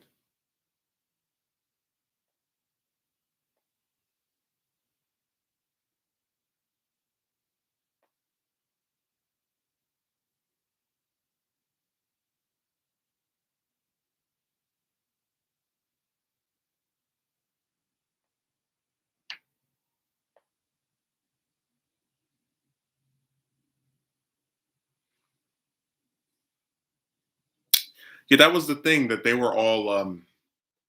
I think all of the Toanaka were like in previous stuff as well. But the issue is they have these like very drastically different designs, and it I started to get confused by that because when you don't, I guess, just pay attention to the names more so the colors, you start to think, oh, it's just another red person, you know. So that was the issue with remembering like which one, like who was who, who's who.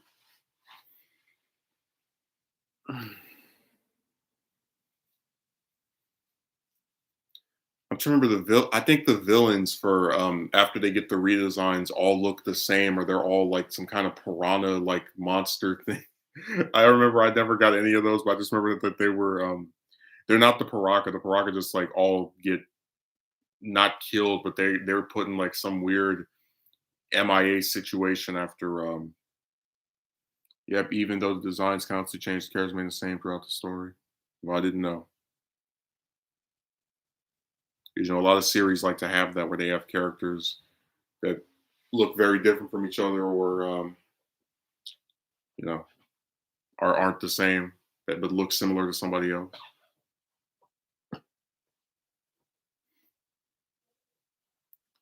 Uh, but I know that whoever the villains were for when they get the redesigns after Toanaka, they're not the Paraka. There's some other group that I'm trying to remember what the name was.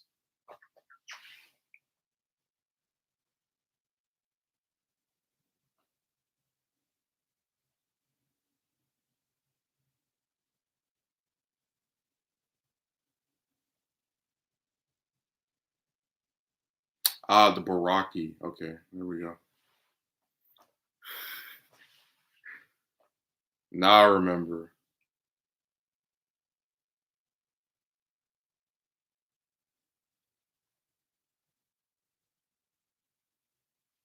Yeah, that had the like what's that design feature they all have the little like fang mouths.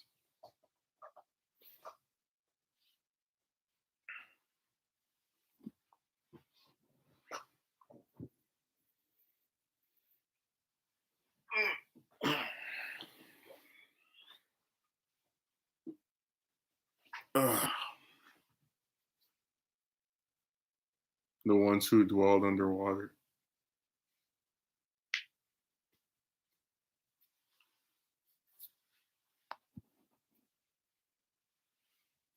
I remember that weird that fusion that the Baraka had. What's it called? Brutaka. There's some fusion that they have. I'm trying to remember where like some of them mixed together or something. Akatsuki Merchant says wasted potential. Which wasted potential? We say about a lot of stuff. I said before, I think Super was a really missed opportunity. Like, you know, if you're gonna have a show that's set after the Boo saga, where you know you could have had Vegeta and Kid Trunks actually like spend time together because we barely get to see them together in Z because he's Vegeta's dead for most of the Boo saga. Um, Same thing with GT. You know, it's like there were so many things they could have done instead of all this weird God stuff and introducing more and more characters that they're not going to use. It's sad. I know this might sound strange, but I appreciate about the Bionicle series the lack of romance because of the nature of the Bionicles. They didn't need intimate relationships. Oh, it's that's the same thing with the 2003 Teenage Mutant Ninja Turtle series where one of the guys wrote a line that what's that Leonardo was like the boyfriend of Karai. Like Raphael was gonna say like, "Hey, it's your girlfriend," and um, the person who made TMNT was like, "Yeah, they don't actually have romantic relationships. They are mechanical beings that mainly focus on their mission." That's how Transformers was too. You didn't get a woman in that until 3 years, until the '86 movie, and even then it was like all the chicks they had in like the one episode when they go back to Cybertron with Alita One and the rest of that was all like just stuff for that show for like one episode. That wasn't something that carried over that much. So there are a lot of series where there's no romance.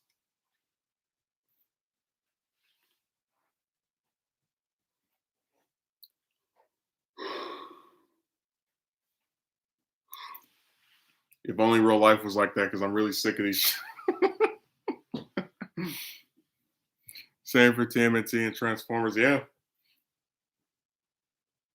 it's crazy how fascinated we are with robots, but nothing is more fascinating than being human, if you say so.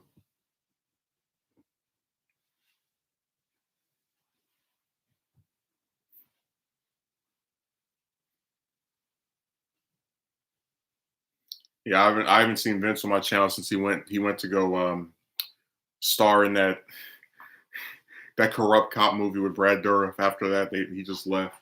It's like I'm going to become a big celebrity, so when I come in your comment section, you'll ask me for an autograph. Robots are way cooler. Yeah, I tell you, I don't know what the deal is with people. Fascinating doesn't have to be a word loaded with positivity. It can be negative too. I find it very fascinating how these chicks will sit here and talk to a man they claim they're interested in, and then like 2 days later, uh, reverse course. Like I remember the Saturday before this Saturday, so 2 weeks ago, I went to go see a movie, first movie I've seen all year in theaters, and this broad that was supposed to speak to me must be 2 or 3 hours before that finally contacts like, oh, I'm ready to speak to you. And then like the day after Thanksgiving, this person sends me a message saying, "Oh, you may have found out I'm underage. My mother said we shouldn't speak. Goodbye forever. You're a great friend." It's like, well, I'm glad I didn't have that call with her because what's the point of talking to someone who in a few days is just going to throw me away anyway? You know, it's just like it's real stupid. But you have to admit it's fascinating that I can move my finger on patterns over a piece of plastics and cause chemical reactions in the brains of people who read them thousands of miles away. They're basically God level if they're programmed to a higher degree.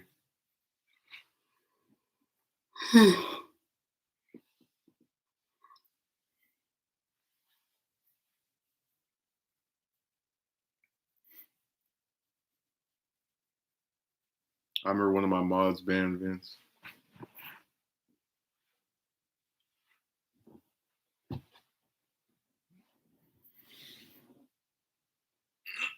No, they're just really flaky and they change their mind every 8 seconds. I remember I was I have like two comments where one this one broad's like, when are men going to understand that it's okay for a woman to change her mind?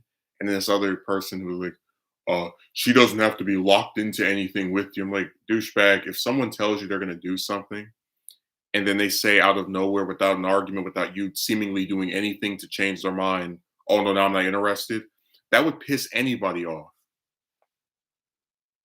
It's so sad that people just they don't, that's why I said defending women has destroyed their minds. They read a lot of insane stuff that if it happened to them, they would be upset too. But they give chicks that plot armor.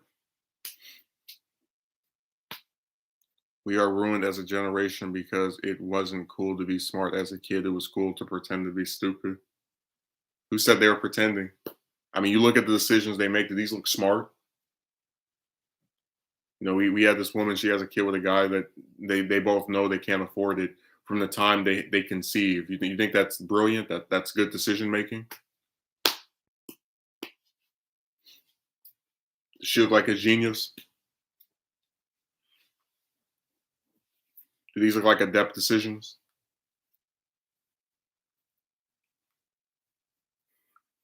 I'm still laughing at that woman that tried to because I wouldn't say how I was doing. She tried to hold having a VC with her hostage, like a call. I'm like, I don't care if we ever speak in calls again. You're boring. Like none of these chicks are interesting. Usually, it's them laughing at something I said. It's just funny. It's like, oh no, what will I ever do if this woman that I think is boring doesn't have a call with me again?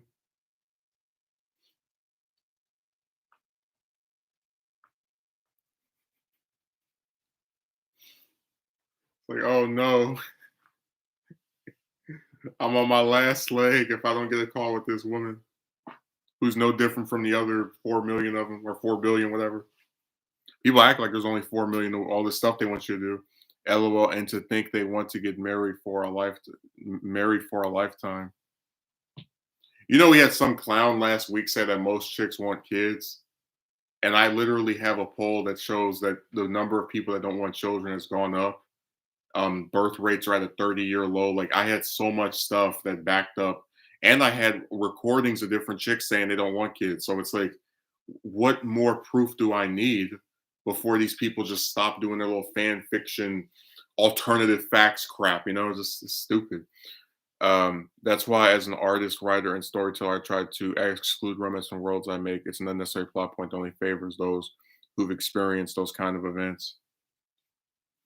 I mean, I kind of feel like I have to include, like, if I'm doing humans, it's like regular people. I it's difficult for me not to address it or have something of it in there because people like to, I guess, be attracted to each other, but I try to not use it that often unless it ties into some bigger story. Imagine entering a contract to be bound to a boring woman for the rest of your only life. I just think it's funny. It's like they want to sit here and talk about your personality. And it's like, what? They make chicks sound like John McClane, like they're these these action heroes that are so interesting. Like, no, they're not.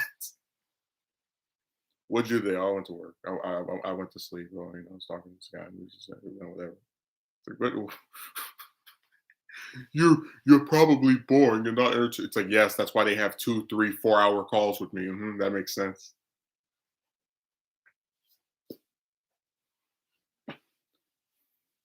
I got a screenshot where I got a woman. I only said 3 things to yesterday to send me a friend request. It's like I don't know why people pretend like chicks are like they always have to trash the personality of the man and act like chicks are so and they're not. In that regard, I'd say watch Dorn was it Tron Legacy or Pacific Rim. They're humans in that story, no romance whatsoever, and then very intriguing story. I mean, look, you can say you don't really like romance, but we know that there's a person on this website called Jedi Apprentice, or excuse me, Sith Master, and she likes to come and write things to you, and you know each other in real life. So nice try, but we know what your actual motive is. In fact, let me see if I can message her. We can get her to come in here and talk to Jedi Master. They can pretend they're not married in real life.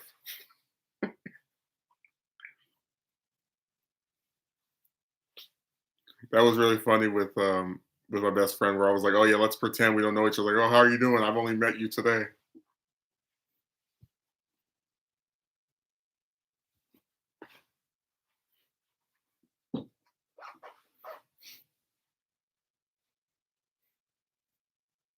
Do you think romance is an illusion that borders a self-imposed mental illness? No, I think it can be very, again, modern chicks. But if you actually are with someone that gives a damn about you and you don't have to do a million different things to try appealing to. It can be pretty decent.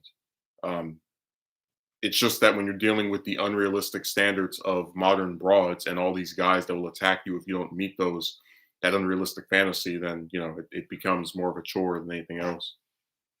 Like it's more like just a chore to go and talk to chicks than it is actually fulfilling, or because nothing comes from it. More often than not, just wasted time and people, backflipping and backtracking.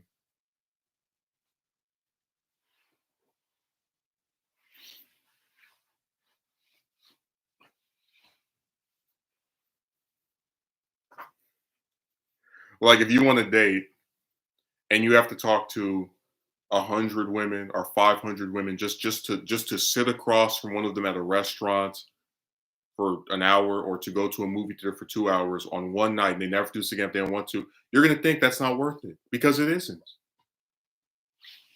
That's my viewpoint on romance as well. I mean, you say that, but I can see you looking at that wedding ring from with Sith Master. Is that a symptom of doing something too much or spending too much time, though? Cause, for example, if I helped a homeless person, I'd feel good about myself. But if I kept helping them to only realize they aren't ever going to do anything or try to get anywhere. Well, yeah, it's fatigue from having the same thing happen over and over, like to when you lose count, and it just seems as if it's just this expected pattern that no matter what you do, you're going to get that result. If you talk to her for a week before asking her out, she says no. If you talk to her for 2 months before asking her out, she says no. Talk to her for 6 months, a year, says no.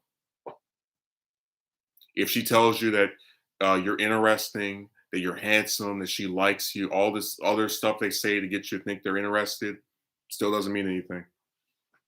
And again, you're not asking to get married. You're not asking them to have your just a date. It's like pulling teeth with these people.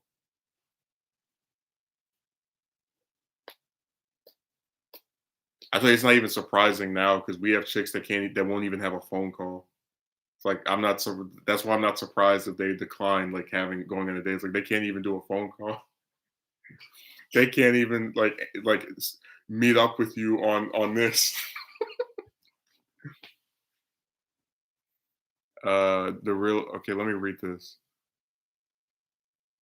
Then I'd probably feel just as bad as being in a failing relationship. You don't even get a relationship, you just get people wasting your time. The realization that I not only made a fool of myself, but also the realization what that they weren't genuine. It's like saying thank you when someone holds the door for you at the store. Oh, I guess it's just words.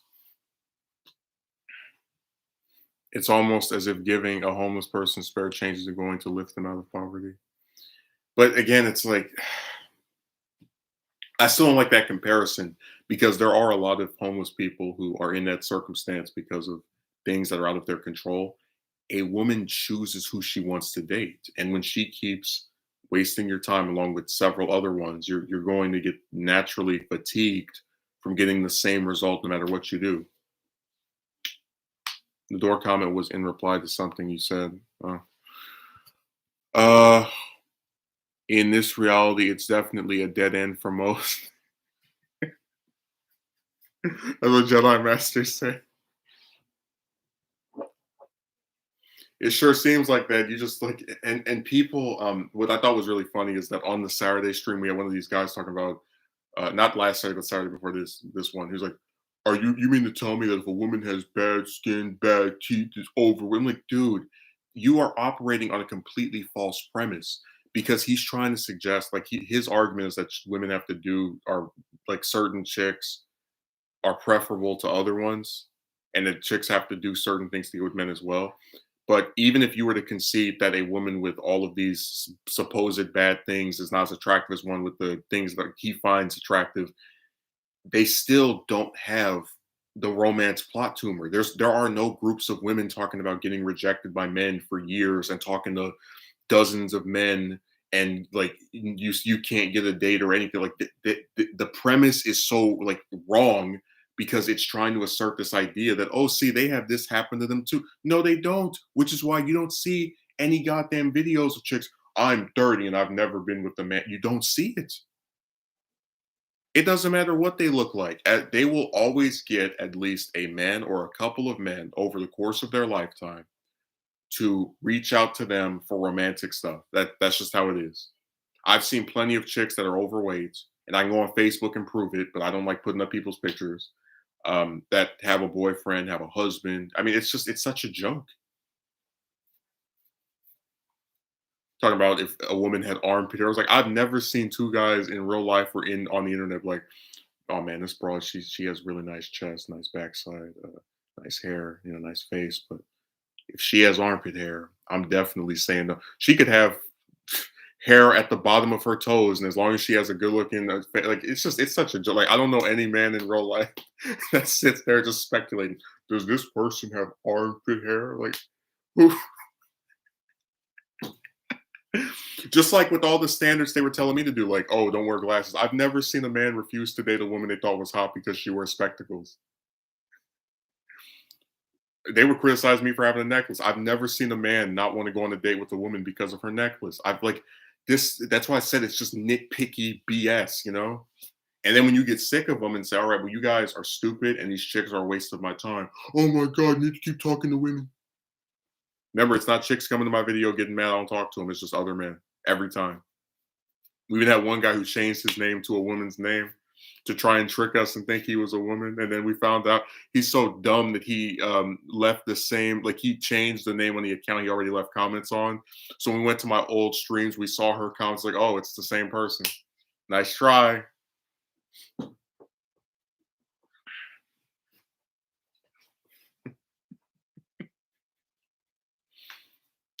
If someone says she's not talking to anyone, she's talking to at least three. We already discussed this. I did the whole video showing the women's many options and how people sit here and they try to make you feel so bad for not being able to appeal to them.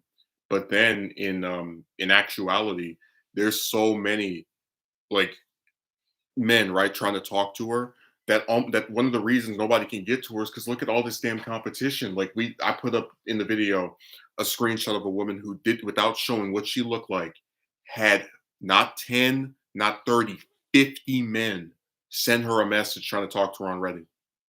No picture, just random woman says, hi. 50 men try to talk to her. There was another broad on Instagram. She was posting about the news. She put up like 3 pictures of herself, and she had 10 men ask her on a date. I mean, like, but this is something that people leave out because it's an external factor that's out of the control of yours truly or any other man that's interested in the woman.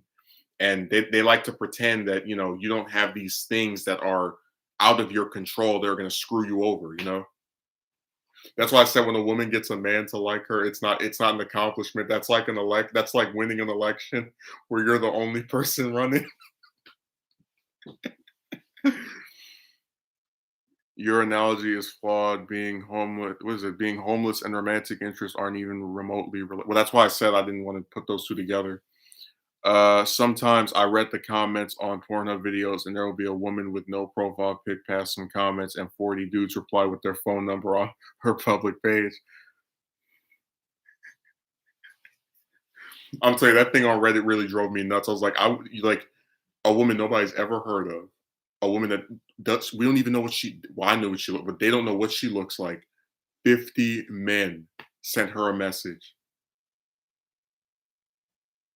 and you're supposed to believe you have a chance with these bastards. Like you're supposed to not get discouraged when you see loads of men all talking to the like. What a joke. We even showed the example of the woman who said, "Oh, I couldn't respond to you because I had too many messages to handle." I was like, "All right, I can go away if you'd like." "Oh, don't disappear." And then you find out she has a boyfriend. So then all 20 guys she wasted the time of by putting up this thing between two chicks. That's 70 men, or I guess 69 if you count me twice. But that is well, I didn't message the other one. So yeah, that is 70.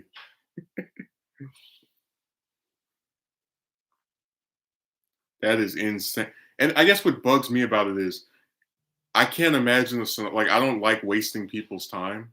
I can't imagine a scenario where I'm talking to 20 chicks or like trying to speak to the like it's just maybe two, three.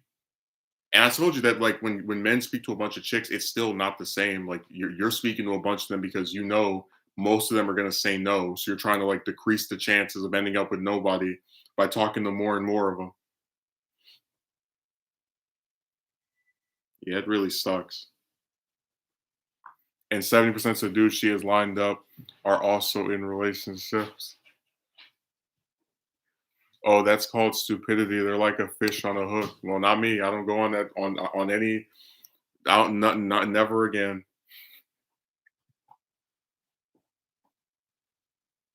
That's why it doesn't bother me not to like. Look at all these other men they talk to.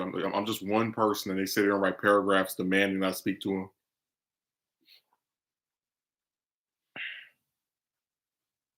I still think there's something very ironic about a man says he doesn't want to talk to women anymore, and then other men get upset in their place. Like if it was really so bothersome, wouldn't it be chicks demanding I speak to them, like writing paragraphs? How could you give up on us? But you don't see that. It's just other men.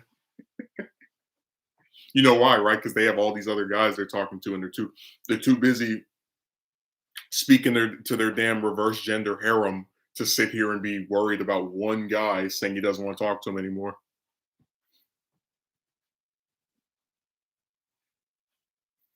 How could you give up on that? Yeah, I haven't seen a single, like literally this whole year. I can count the number of chicks that have come on my video and said something about this romance stuff of the antagonistic nature one time. And we don't even know if that was actually a woman or not because I told you they like to pretend to be chicks. These guys, they're so weird. So that I wouldn't put it past that being a guy. That was on another account.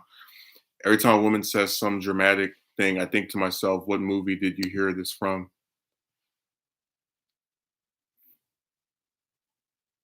Well, I already mentioned what movie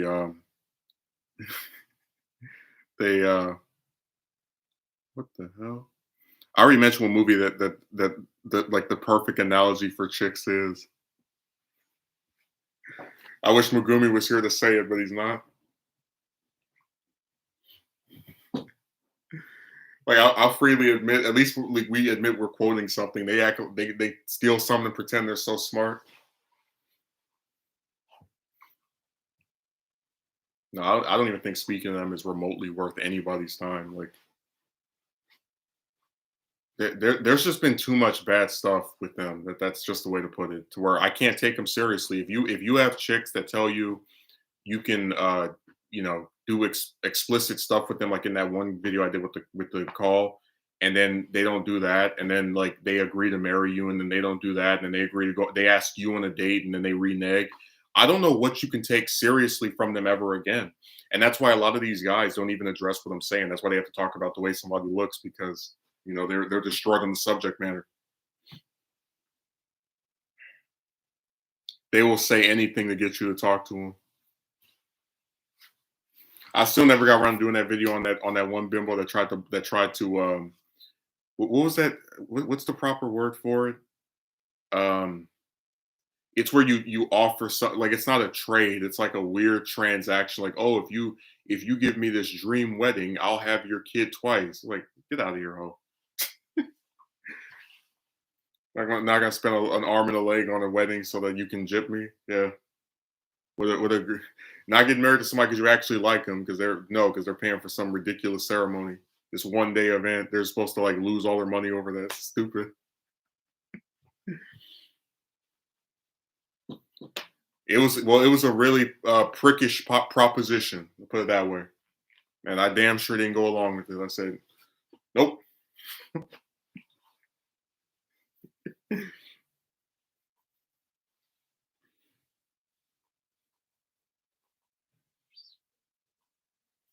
I was like, this isn't eBay. I'm not making the highest bid. If you like somebody, marry him. Like, well, how insane would I look, right? Well, I told a woman, "Oh, you want me to marry you? Well, the wedding has to look this way, and there must be like, what is? Who would believe I actually like that person?" But that's why I said, like, it just seems like chicks are just this combination of people with ulterior motives. Like, they don't actually want to date you or do something you want. They just always are just trying to like get attention out of you or something else out of you, whether it be money or whatever. And there's just too many of them have done that for me to think they'll ever be different. But it's sad because There's just no evidence to support them acting in a manner that's not the same old stuff. Like if you talk to 10 chicks and you get rejected by, let's say, 6 of them, right? Okay, well, at least 4 said yes. You talk to 30, maybe 10 say yes, 15, you know. When it becomes like, oh yes, if you want a date, just speak to 100 women or 300 or 500. Like what is wrong with you? Like how many of these bastards do you have to talk to get something so minor, you know? It's not worth your time. It's not worth anybody's time. And people got mad at me for saying the hooker stuff, but at least with hookers, they'll if you pay them a price, they'll do it. If I was really serious about going on a date, I would pay a hooker. I would say, hey, here's whatever the amount is. Again, at least they'll do it.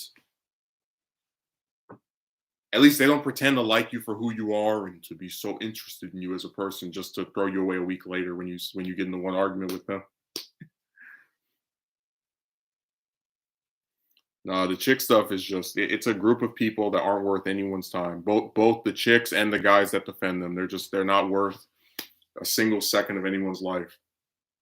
Remember, you're supposed to get with the woman because you actually like the person and want to be around them and spend time with them, not, oh, let me talk to this person that's not interested in me for months and then, jump to the next one and have this endless cycle until I die. I'm good. So it's sad that people don't understand where that's not appealing to a man. But like I said, people don't care about men. So when, things are done to us, it's all right.